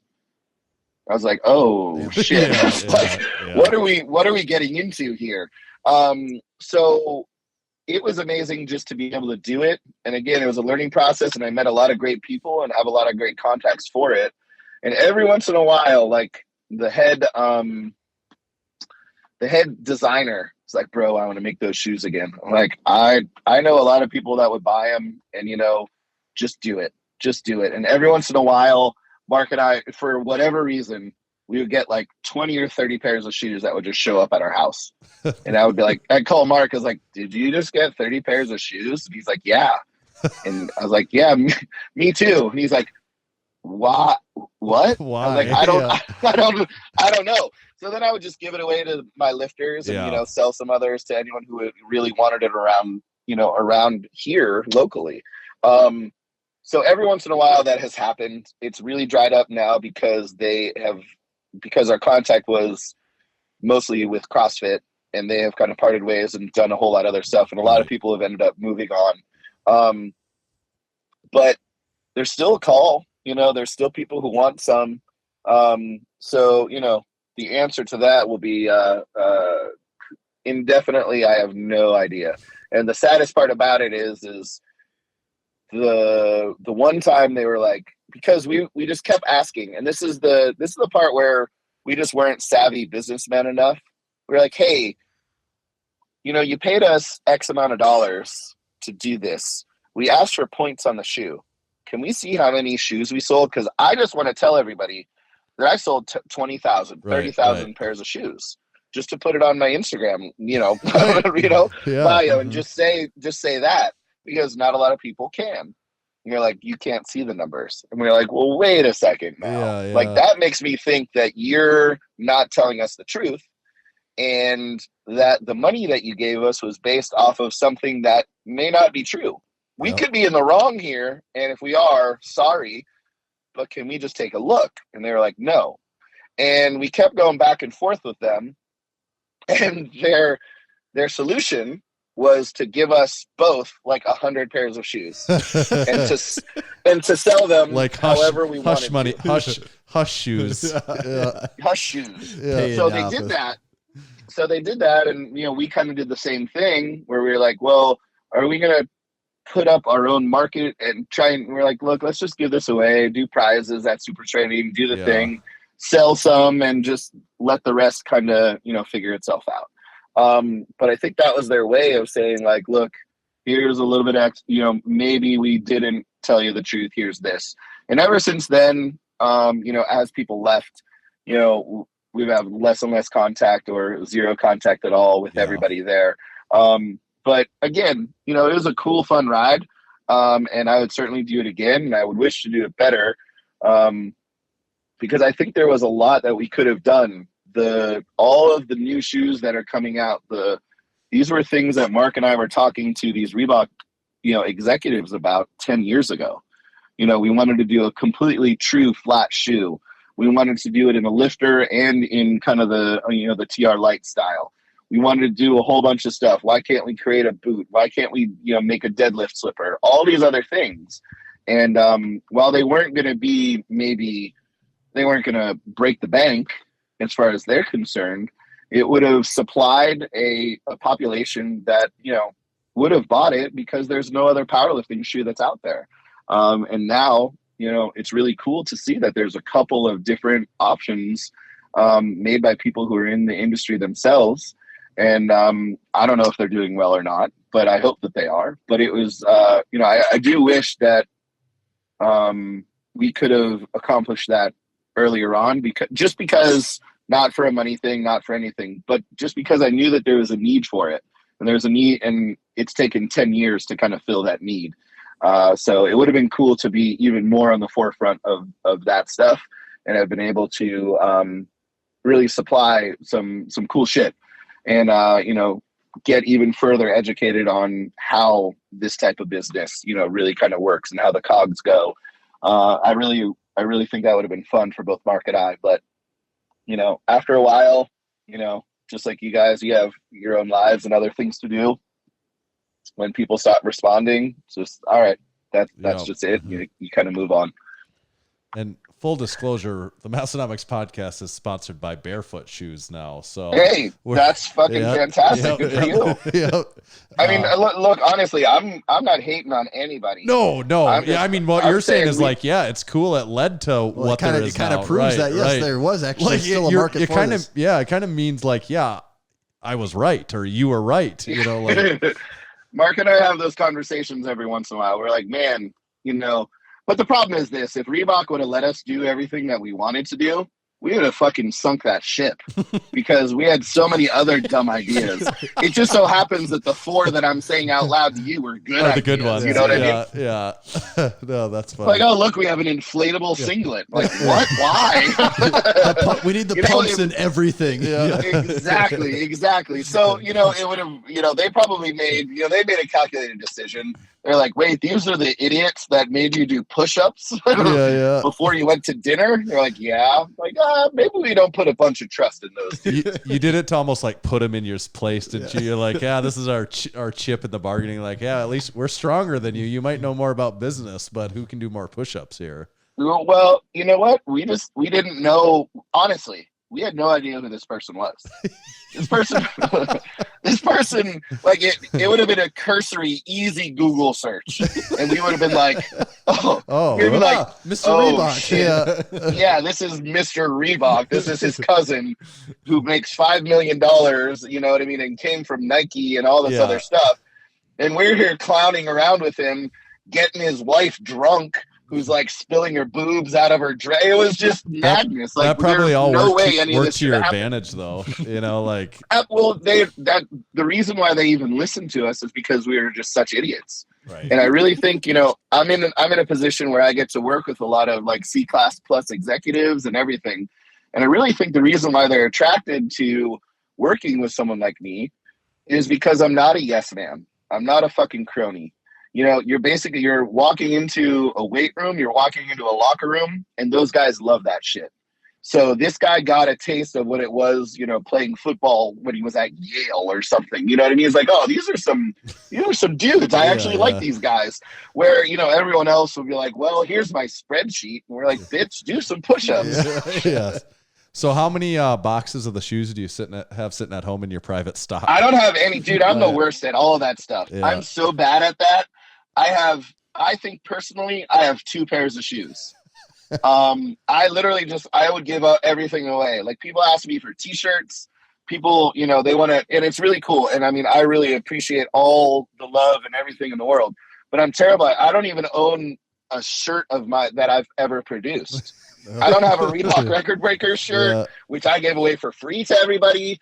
I don't have a SummerSlam shirts. I don't have any Power Wad shirts. I don't have anything. Like anyone who would want it, I would give it to them, or they could buy it, or whatever it was. So unfortunately, like I wish I had some, because I would like to say like I made this, and not necessarily bronze it or anything, but like check this out. Dad made this. This was something that I did. And I don't like the shoes that at the gym, like I can't bring home because my wife would like throw them out and set them on fire. It's funny. So yeah, I wish I have zero. It's kind of funny that you say bronze it.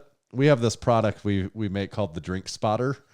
And is it a it's a bronzer because you guys are so into tanning in South Dakota? No, but I mean, that's surprising. Yeah, we do have to. Different. We do have to get artificial tans if we really want to get tan during the winter. But it's a stainless steel power rack accessory that holds your beverage. It's the Drink Spotter, and dude, I saw that. Yeah. And that is so good. But we've had them some of them gold plated before in our private collection, just so we have like this gold plated, 24 karat gold plated version of it. So I bought myself and Mark a pair of 2.5 pound Ivanko 24 karat gold dumbbells. I bought them for like Christmas one time, and then I bought them for like, I don't know why. I think I just bought 2 of them. They come in this like sweet like wooden case and all, and it's like velvet inside. Have you seen these? They're fucking awesome. Yeah. So I think that stuff's great. I love like that weird shit. Dude, will you send me, you don't have to send me the gold plated ones. Well, dude, send me some drink ones, man. That's so cool. I love that. Do you have 1 inch power racks or 5/8 inch holes on your power racks at the gym? Do you know? I think I have like the Elite Fitness ones are like the 2 inch. And then we have some of the Rogue ones, which I would guess I think we have some 1 inch, and then we also have like the bigger, fatter ones. Okay. All right. Well, good. Well, yes, we will. You need one there. Take care of. It'll be great because it'll clear up space on the reverse hypers for all, That's one of the big running jokes. That's like this has like made the reverse hyper obsolete. It's like, what do we do with I this? love that a drink holder has made the reverse hyper expendable. Like, we don't need this lower back thing that'll save people's lives. We got something that'll hold some drinks on. Around here, it's like now the reverse hyper can just be the coat holder. You don't have to worry about putting drinks, beverages, and coats. Well, you don't have to worry about spilling your drinks on all your coats. Yeah, right. Yep. Right. We've got with every guest, we've got this little game we play called Overrated, Underrated. You can probably kind of guess what it is, but we've got this special Jesse Burdick set of topics. Now they were handpicked for the other Jesse Burdick, but we're going to try to make them work for you. Well, hey, I'll answer for her. I answer her email sometimes. And you can elaborate as much or as little on them as you'd like to, but you do just have to remember you have to ultimately decide on overrated or underrated. You can't ride the line. Is the key takeaway. So, all right. Overrated or underrated, the college baseball World Series? Overrated. Okay. The college softball World Series is so much fucking more fun and exciting. The numbers speak for themselves. I am a baseball player and I love baseball, but I cannot sit down and watch a 26-14 game between South Louisiana State and North Carolina Asheville. Yeah. It is nauseating to me, and so I way overrated. So did they just let too many teams into it? Is that what the problem is? I think there's just such great disparity in all college athletics at this point, from the top to the bottom. You used to see, like in with college basketball, you would always have the chance of kind of that Cinderella team that kind of comes through. And at this point, you have these 2 to 5 juggernauts that you're like, well, one of those are going to win. Mm-hmm. And everybody else kind of just deals with everything else in between. You'll see some awesome stuff, and I still watch it, and I still really like it. But with the transfer portal, with the NLI stuff, it is such a wild west out there. And I only know I know a decent amount about this because I have a lot of college athletes, and it is such a weird world out there that, you could be playing for South Dakota University, and then the next year you could be playing for South Dakota State. And then the next year you could be playing for South Dakota A&M. Yep. And you're allowed to do this. And it just doesn't, in order to make a college team, in order to make any team work, you can't have just these assassins running around from year to year. It makes it really hard to kind of get to know and like a team or even kind of a sport sometimes. I will say that I'm confident that they're going to kind of have to figure some of this stuff out, whether it breaks off, whether like they're talking about that a couple of the organizations break off and leave college athletics and then leave all the rest of the colleges out there. But, the rich are just so rich in the college athletic thing. You know, you have number one teams who have the number one recruiting class and the number one transfer portal class. And you're like, bro, what are we supposed to do? You know, and it's too bad because unfortunately, this is all done in the name of money for the organizations, for the universities, and a bunch of athletes kind of get screwed out of their dreams. And I think that ultimately sucks the most. Yeah, we've seen locally we have a really competitive Division II basketball team that they oftentimes would compete for the national championship. You know, they're perennially good at it, and the transfer portal is somewhat ruining the team because it's turned the team into a stopping ground for someone that in 1 year can jump to the next, you know, to a Division I. Yeah. And it kind of sucks, but yeah, it really does. And I mean, and they're ruining, you know, like those sort of kind of local attachments to things, right, where you'd be like, we need to go see these guys play because it's awesome. And now you're like, I don't know, he won't be here next year. Yes. Or is that guy still on the team? Yeah. Or are we even good anymore? Yeah. And, you know, ultimately that kind of sucks. And, it, you know, it's also Duke can be number one again. It's like, come on, you guys are going to be number one no matter what. It's like, oh, man. Duke wasn't number one. How could I watch basketball? Yeah. Exactly. Yeah. You know, it's like Duke, Alabama. It's just like, it's like, well, what's the point? Yep. Okay. All right. Good call on College Baseball World Series. Overrated or underrated squat briefs? Ooh, I'm going to say underrated. And the reason I'm going to say underrated is because I don't know how many people have actually used squat briefs. They're phenomenal. Once you understand how to use them, you can lift so much more weight and be in a ton of less pain and get to train again the next day or the next day. When I was transitioning from equipped to raw, I would still one day out of the week, I would put briefs on, and it did great things for my squat, for my deadlift. So I'm going to go with underrated. This is assuming that there's still fairly affordable, good briefs out there. I don't know what the landscape kind of looks like now, but I'm going to go underrated because if people actually got into them and learned how to squat in them, they would be like, dude, these things kick ass. I think that's an interesting opinion on that. All right. Overrated or underrated Instagram? Oh, God. So you used to be more active on it than you are now, is where that question, that's the basis. Yeah. Yeah. And I'll tell you a story. I really like it. I like Instagram, and I like the people, and I like the followers, and I like what I had built and everything that was around there.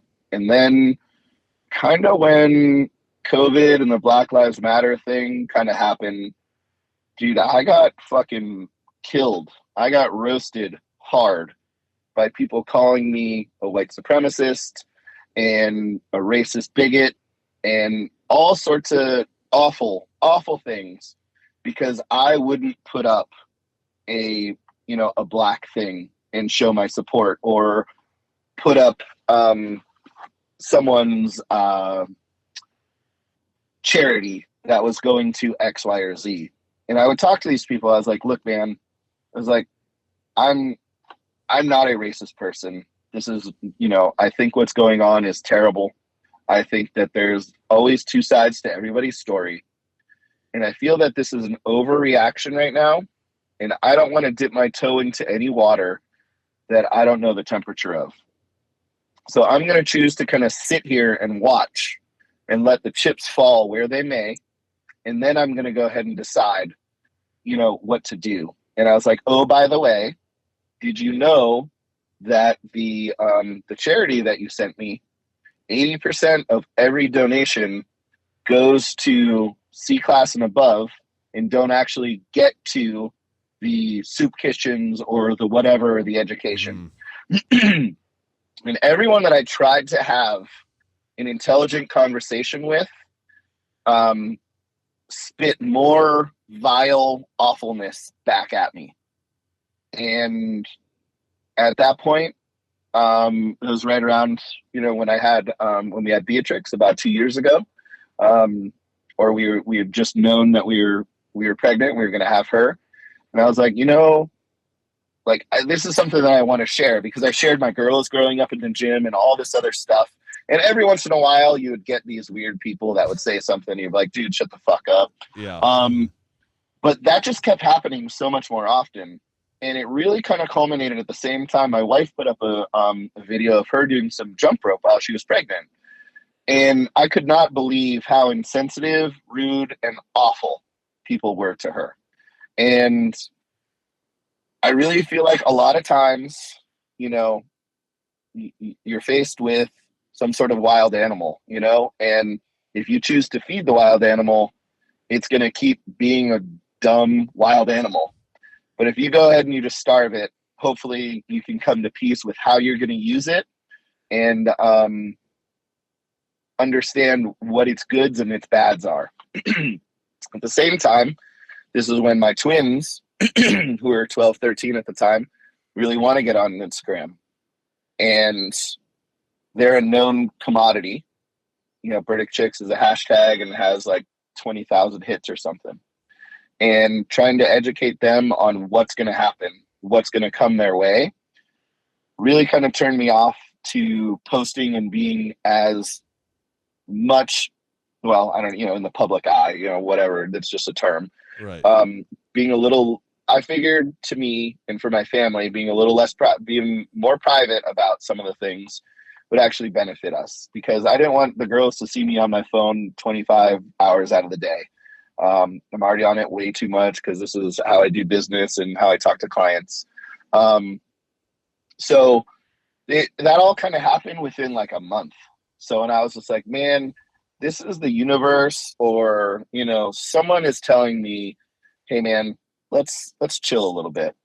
And since then, unfortunately, it's only gotten worse, and people have gotten crazier and crazier, and calling more and more people worse and worse things. So I kind of feel like I made this a decent decision. I always want to go back, but it's very hard for me, because once I start taking steps back, the reasons that I left start creeping back up, and it's only, and it only takes one direct message for me to go, fuck this, dude, this isn't worth it. So,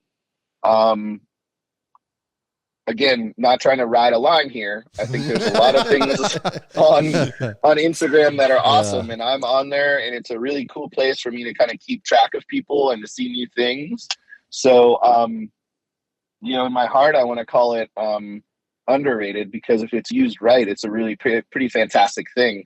But, the oversaturation with fitness and, if you have an Instagram account, all of a sudden you're a world-class strength and conditioning coach, and everybody can buy your shit for $14.99 online, and all of those things. And just the, and the reality of the situation is probably half of those people who are spamming me and calling me an asshole are bots, right? Or someone's extra or third or fourth account, all from South Dakota, oddly enough. Hey, you weren't supposed to be able to track that part of it. Damn, them VPNs got me again. So I think it's an incredible tool when used properly. I think that it's just being used improperly by a lot of people, and I don't know if that'll ever stop. So, but again, I'm at heart, I'm an optimist, so I will say underrated, because I think that it has such power to do good, that hopefully one of these days it decides to do good again. Okay, that's good. This next one's the last one. We always save the best for last, and of course this is something we have to revisit. This was discussed a bit in the show here, but it wouldn't be this podcast with you if we didn't do it again here. So overrated or underrated Reebok? Ooh.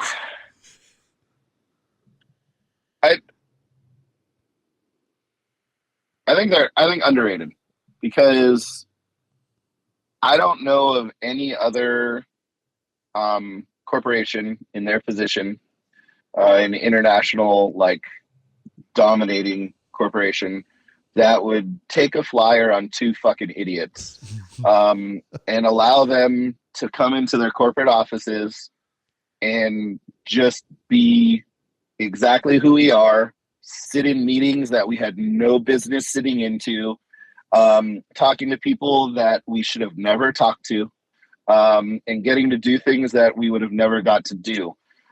So I feel really, really lucky that we got a chance to do that. And I think there's a lot of other companies that could have, would have, or could have, but wouldn't.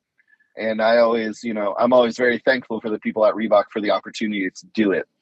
Now, again, I really do wish that things are different. Our education and, our contracts and the situation, and that's more for everybody else because, we were very middleman in all of this stuff. We had nothing to do with anything else except the design of the shoe. We never did anything else besides that, which was really, really cool. So, like I said, man, there's 4 or 5 people in the history of Reebok who've ever got to make a shoe with them. And we got to be one of those 5 people. And that's pretty cool, man. So I think they're underrated. I'm always thankful for them. That's good. Did you ever go into one of those meetings and be like, or maybe the first one, you're like, what are we supposed to wear? And like, either you wore like a suit and then nobody else was wearing anything like, or you wore like gym clothes. Right. You're like, wow, these guys really underdressed for this thing. Right. But luckily, when you're Reebok is, very much a sport, oriented thing. So everyone is wearing Reebok gear, and everyone goes down to the gym and works out. I will say there were business dinners that, Mark and I were sitting in t-shirts and shorts and everyone else was dressed really, really well. And, and we didn't know at the time, and we didn't really care. But, everyone is ordering the most expensive thing on the menu and all the appetizers and all the things. And he and I are kind of looking at each other like, who's paying here? Who's paying? Exactly. It's the first question. So we had to roundaboutly ask, so is it cool? We get the Tomahawk for 2 for 1 here? Is that okay? So there was a couple of those, but never like a meeting we walked into where we were like, oh shit, we don't belong here. But it was very clear. And everyone was really cool with it. They're like, hey, this is Jesse and Mark. They're idiots. Just put up with their ideas for a while, and we'll be rid of them really soon. Like, hey guys, thanks for the intro there, Mark. So everyone knew what they were getting when we were going in there, and it was a lot of fun. It was really, really cool. The people there that we got to deal with were awesome, and everyone was excellent from Reebok.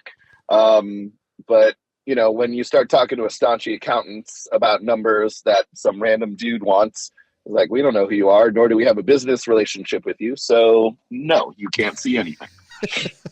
Okay. So, but I'll always say underrated because they and for the fact that they were on the cusp of something that is now starting to be realized elsewhere. They had all the things in place, and for whatever reason, they decided not to kind of head down a couple of roads. And, I think it's too bad because that was, there could have been some really, really awesome stuff, but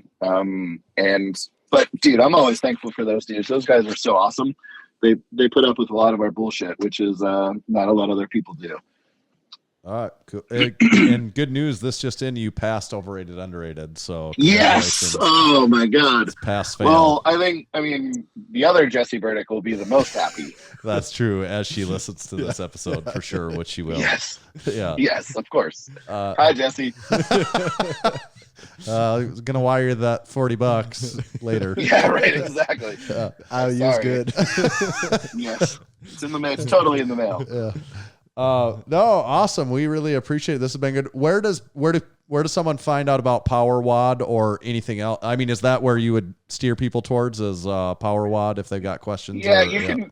I'm still active to a point on social media. You can always find me, Jesse Burdick, on all platforms.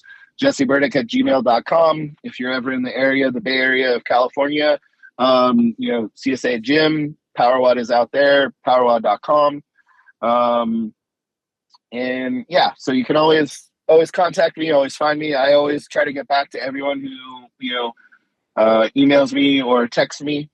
I think that's an important thing to do. It may take me a day or two, but I always get back to everybody. So if there is anything that I can ever do for anybody, I'm always up for it, because, you know, in my 10-word story, I didn't tell the story behind things, but I had a lot of people who helped me get to where I was. I had a lot of great coaches and mentors. And I think it's really important to kind of pass that on to people. So that's why I say yes to everything. Anyone who wants to talk to me, anyone who wants to call, anyone who wants to, you know, email me, or, you know, I was that kid calling Louis Simmons, and, you know, while he was doing max effort safety bar squats, and, you know, he was good enough to answer my questions. And, you know, it's my duty to pay that back into the universe. So I'm ecstatic to talk with, to help anybody. So please, anytime, anywhere, any way that I can help, Jesse Burdick, all socials. Excellent. We can vouch. That's right. Even a couple guys from South Dakota that repeatedly year after year ask you about a shoe. You still answer our calls. Still answer them emails. Absolutely. All right. Awesome. Guys, this is so fucking cool. I'm so glad that you guys are doing well. And man, I really hope that you guys do dip your toes into the powerlifting thing, and you do. Let me know. Maybe I'll be able to find my way out there. If they have an airport within, you know, a couple hours. You're in luck. It's not big, but you can get here. That would be horrifying, I'm sure. But yeah, dude, like let me know. And like, please, if you could send me a drink holder, I'd love to help you guys out with that. That's so cool. We absolutely I'm so glad will. that you guys are doing well, and you know, you guys are such great personalities. This is really awesome. I'm so glad to reconnect with you guys. This is really fun. All right, very cool. We appreciate it, Jesse. Thanks, Jesse. Thank you. Appreciate you guys. Take care, man. See ya. Bye. Cool beans. Very deserving of those cool beans. You gave him the double shot there, didn't you? I mean, he hyped us up at the end. Yeah, so. you can't really the whole rest of it could have been bad. Yeah, I mean, we'll probably actually edit out everything. We'll probably just condense that play down on to that repeat last of bit. him saying good stuff about us. Yeah, I love it. My favorite part of every episode is if someone says something good about we'll us. just edit it. So Jesse, explain who you are. Well, you guys are so awesome. We're like, wow, that's really kind. And then we'll just play that clip over and over of him just talking about how awesome we are. Like, wow, really not what we were talking about, but thank you. Yeah. I love that he knew about the other Jesse Burdick. That is really funny. They have this it's like my alter ego. I'm a woman training at CrossFit gym on the East Coast. Do you need that? I do need that. I was wondering where the hell that went. Yeah. In 1995, Maurice Big Mo Huffman founded SwissLink, which is who this ad is for. He had a partner based in Switzerland, and their mission was to bring authentic Swiss Army goods to the United States and into the hands of those yearning for quality gear at uncompromised prices. Over the years, that mission expanded to nations across Europe and beyond. Now, for nearly 3 decades, Big Mo has been traveling far and wide in search of the best items from military forces around the world. Big Mo doesn't only find authentic military clothing for SwissLink, he brings in everything you can imagine, from Czech Army bedpans to Italian champagne glasses. At SwissLink.com, you can find classic military surplus uniforms, a great selection of military-issue backpacks, tools, wool blankets, NATO fuel cans, gas masks, emergency food, first aid kits, survival packs, camping gear, and so much more. SwissLink's unrivaled collection and dedication to quality customer service sets them apart from the rest.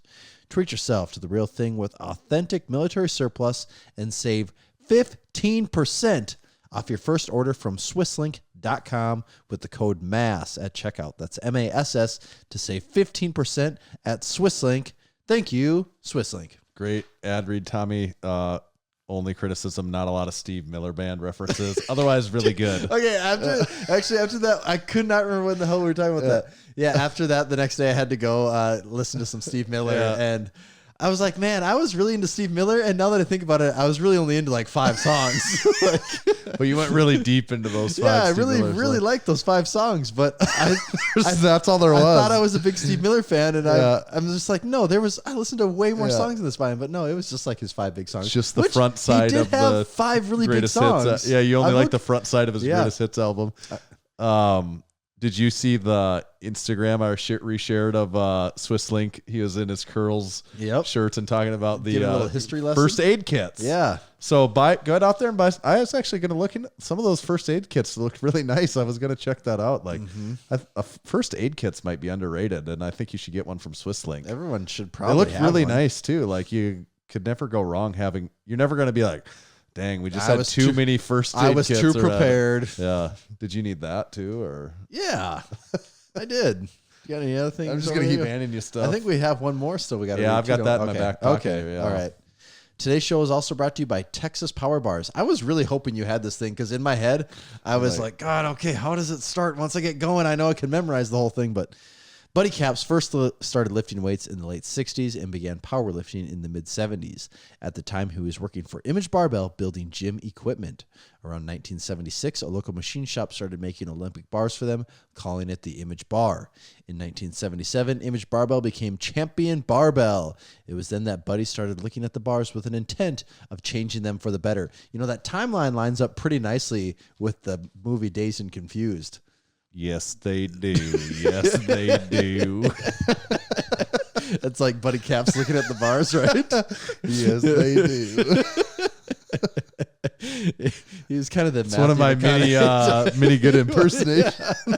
Whoa, is Matthew McConaughey in here? What's going on?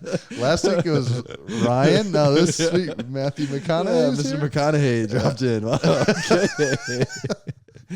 All right. In 1979, Buddy bought Those are rookie numbers. Bought his first lift to begin addressing the known issues. Wazoo didn't exist. Into the ether. In 1980, Buddy's passion, drive, and purpose now had a greater mission. Buddy set out on his own to make what he believed was the greatest bar he'd ever seen with, and the Texas Power was born. Yes, it was. Yes, it was. It was strong as house with the best knurling and was maintenance-free. Hundreds of state, national, international, and world powerlifting records have been and continue to be set and broken on the Texas Power Bar. To learn more about Texas Power Bars and buy one of their legendary bars, visit TexasPowerBars.com. Don't mind if I do. Be a lot cooler if you did.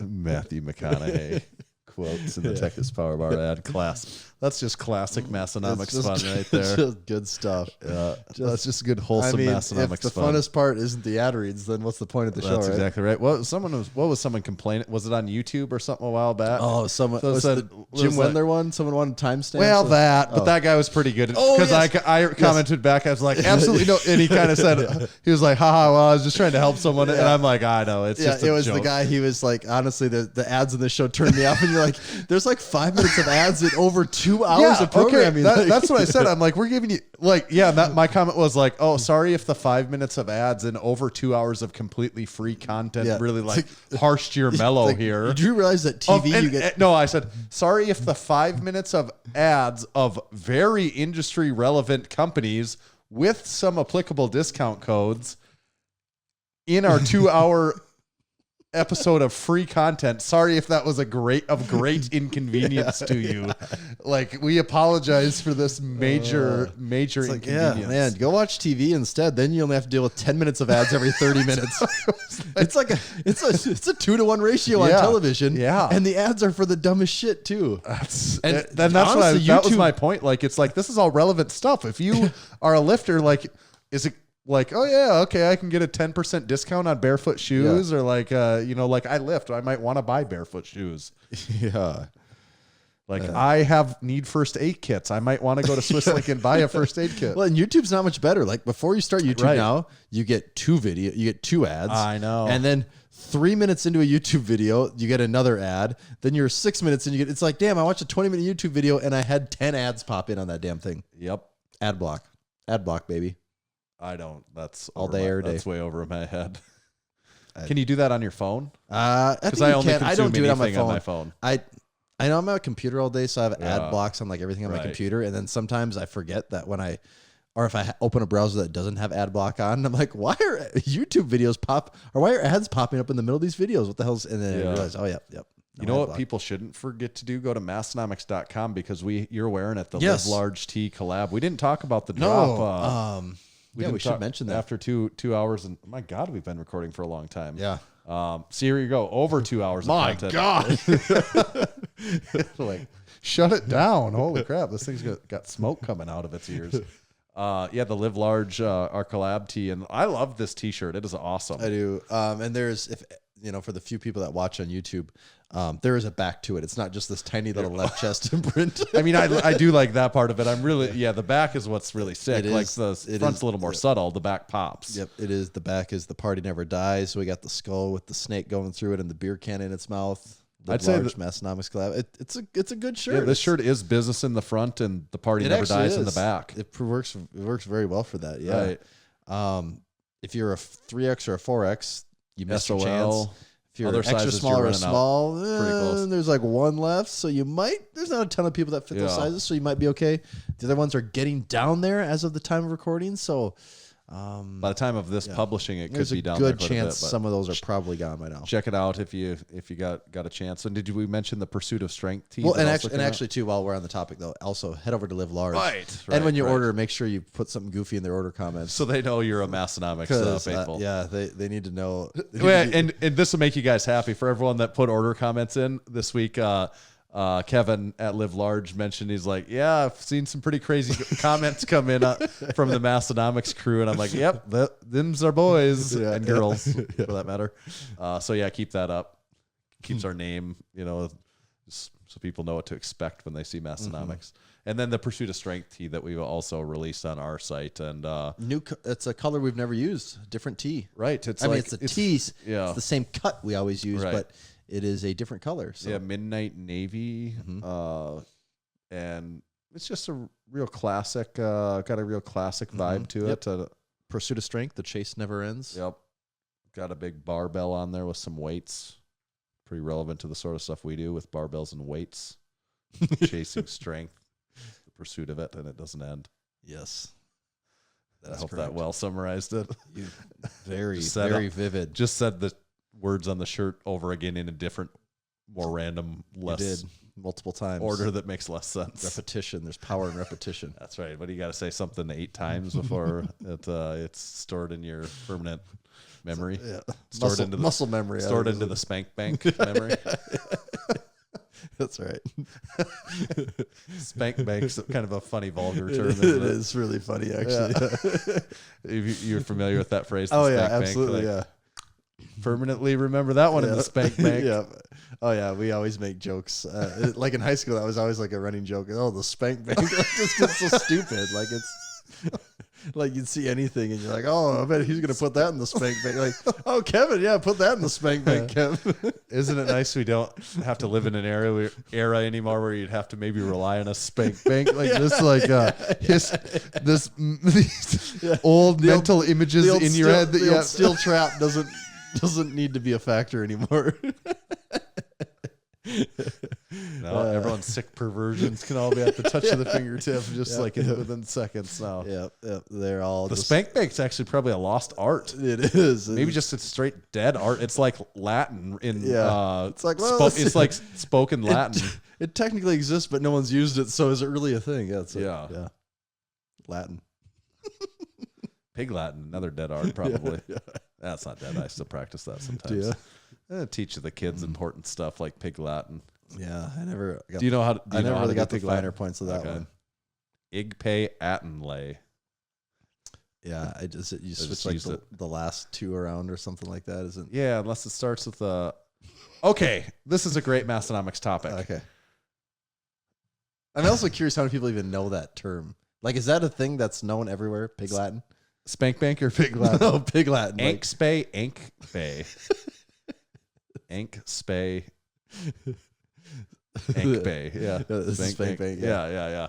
Ank spay, ank bay. No, Pig Latin. I don't know. I think so, right? Like, I don't know. I just is that just invented by kids? I and don't carried know. I on just remember it being from a dumb thing generation that would to generation. Yeah, of I just remember it kids? being a dumb thing that would come up once in a while, and I never. What's the origin of that? And I don't like know. how like that just that predated like It's like, oh, I remember being in like 4th grade and you go to my buddy's house. He's like, oh, my cousin from wherever's here from far away.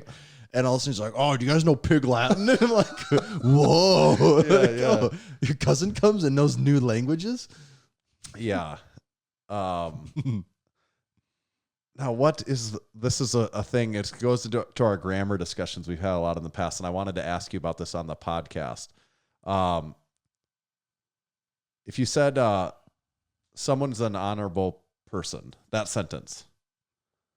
Someone's an honorable person. Yeah. Do you say what is correct? Someone is a honorable person, or someone is an honorable person? I would say an honorable. Okay. Because it's the sound that it makes. It's not. Okay. It doesn't have to start with a vowel. I'm actually not good at grammar, but it's not the fact that it starts with an H, because you don't use "an" to start with an H. Right. But It's it's the the sound. sound it makes. It's the O sound that it makes the vowel sound. I believe Right. that is the rule. So what's a different word that starts with H that doesn't Helper. He's Yeah. not an helper. He's Yeah. a helper. Okay. Or if you're yeah. I saw something, now I can't remember the words. This makes this less interesting actually, because I was just thinking about this out loud, but I saw something where it was more like, it wasn't honorable. It was like helper. And they used, and I saw it cause it was like a TikTok where they put they always put the caption. Yep. And it was stuck out to me as so odd that it was an helper.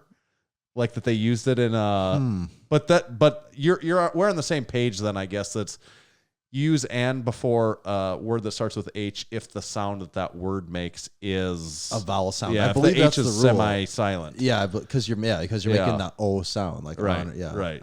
I think that's the rule. I guess what I saw was not that, where they were using "n" before like a just non-silent something H. that's wrong. Yeah. Yeah, and I was like, God, that looks so weird. And then I'm like, am I wrong on that? Have I been wrong this whole time that you like always use "n" And before? then the next slide said, "Welcome to TikTok, old man." Yes. TikTok, the forbidden fruit. Yep. You know what's not forbidden? What? Juggernaut AI. Juggernaut AI. It is the form of training that both of us have been using for numbers of weeks now. Started by our friend Chad Wesley Smith. Put the Very close personal friend. Yeah, of the close podcast. personal friend of the podcast. It took all the knowledge within his brain and converted it to a robot brain. within his spank bank. Yeah, all his spank bank knowledge into an app. And that app is the Juggernaut AI app. And if you want to sign up, you go to juggernautai.app on your browser. Yeah. Go to juggernautai.app on your browser. Sign up for it. Use discount code Massenomics. It'll save you 10% for the life of that membership, but you do have to go on through the browser. Don't go through the app store. Go through the browser. Code only works in the browser. Yeah. Then once you get in the browser, then you can go to the app, but do it in the browser. And then once you do all that, you get the app. You've got it on your phone. You start your training. That's where all the magic happens. You've got a lot of options of variability in training, customization, and the programming over time really starts to cater exactly to you and what you're doing, and helps bring up your weaknesses, helps accentuate your strengths. It's also just a great log in some cases. I heard your brother talk about that was one of his things. I was just like, oh, it's great because on this accessory that I always kind of forget and take for granted what I even do on, it's always there, and I know what I rated as an RPE, so I can't keep continually cheating myself on this week after week because I know what I did before. Yep. So it's great for that. And it's just great for getting strong. I'm that's what I was routinely gonna hitting, say. What was your squat this week? I did 405, and this is 405 for a set of three, and it's supposed to be at a 10 RPE. I put it at about an 8 because I just can't RPE.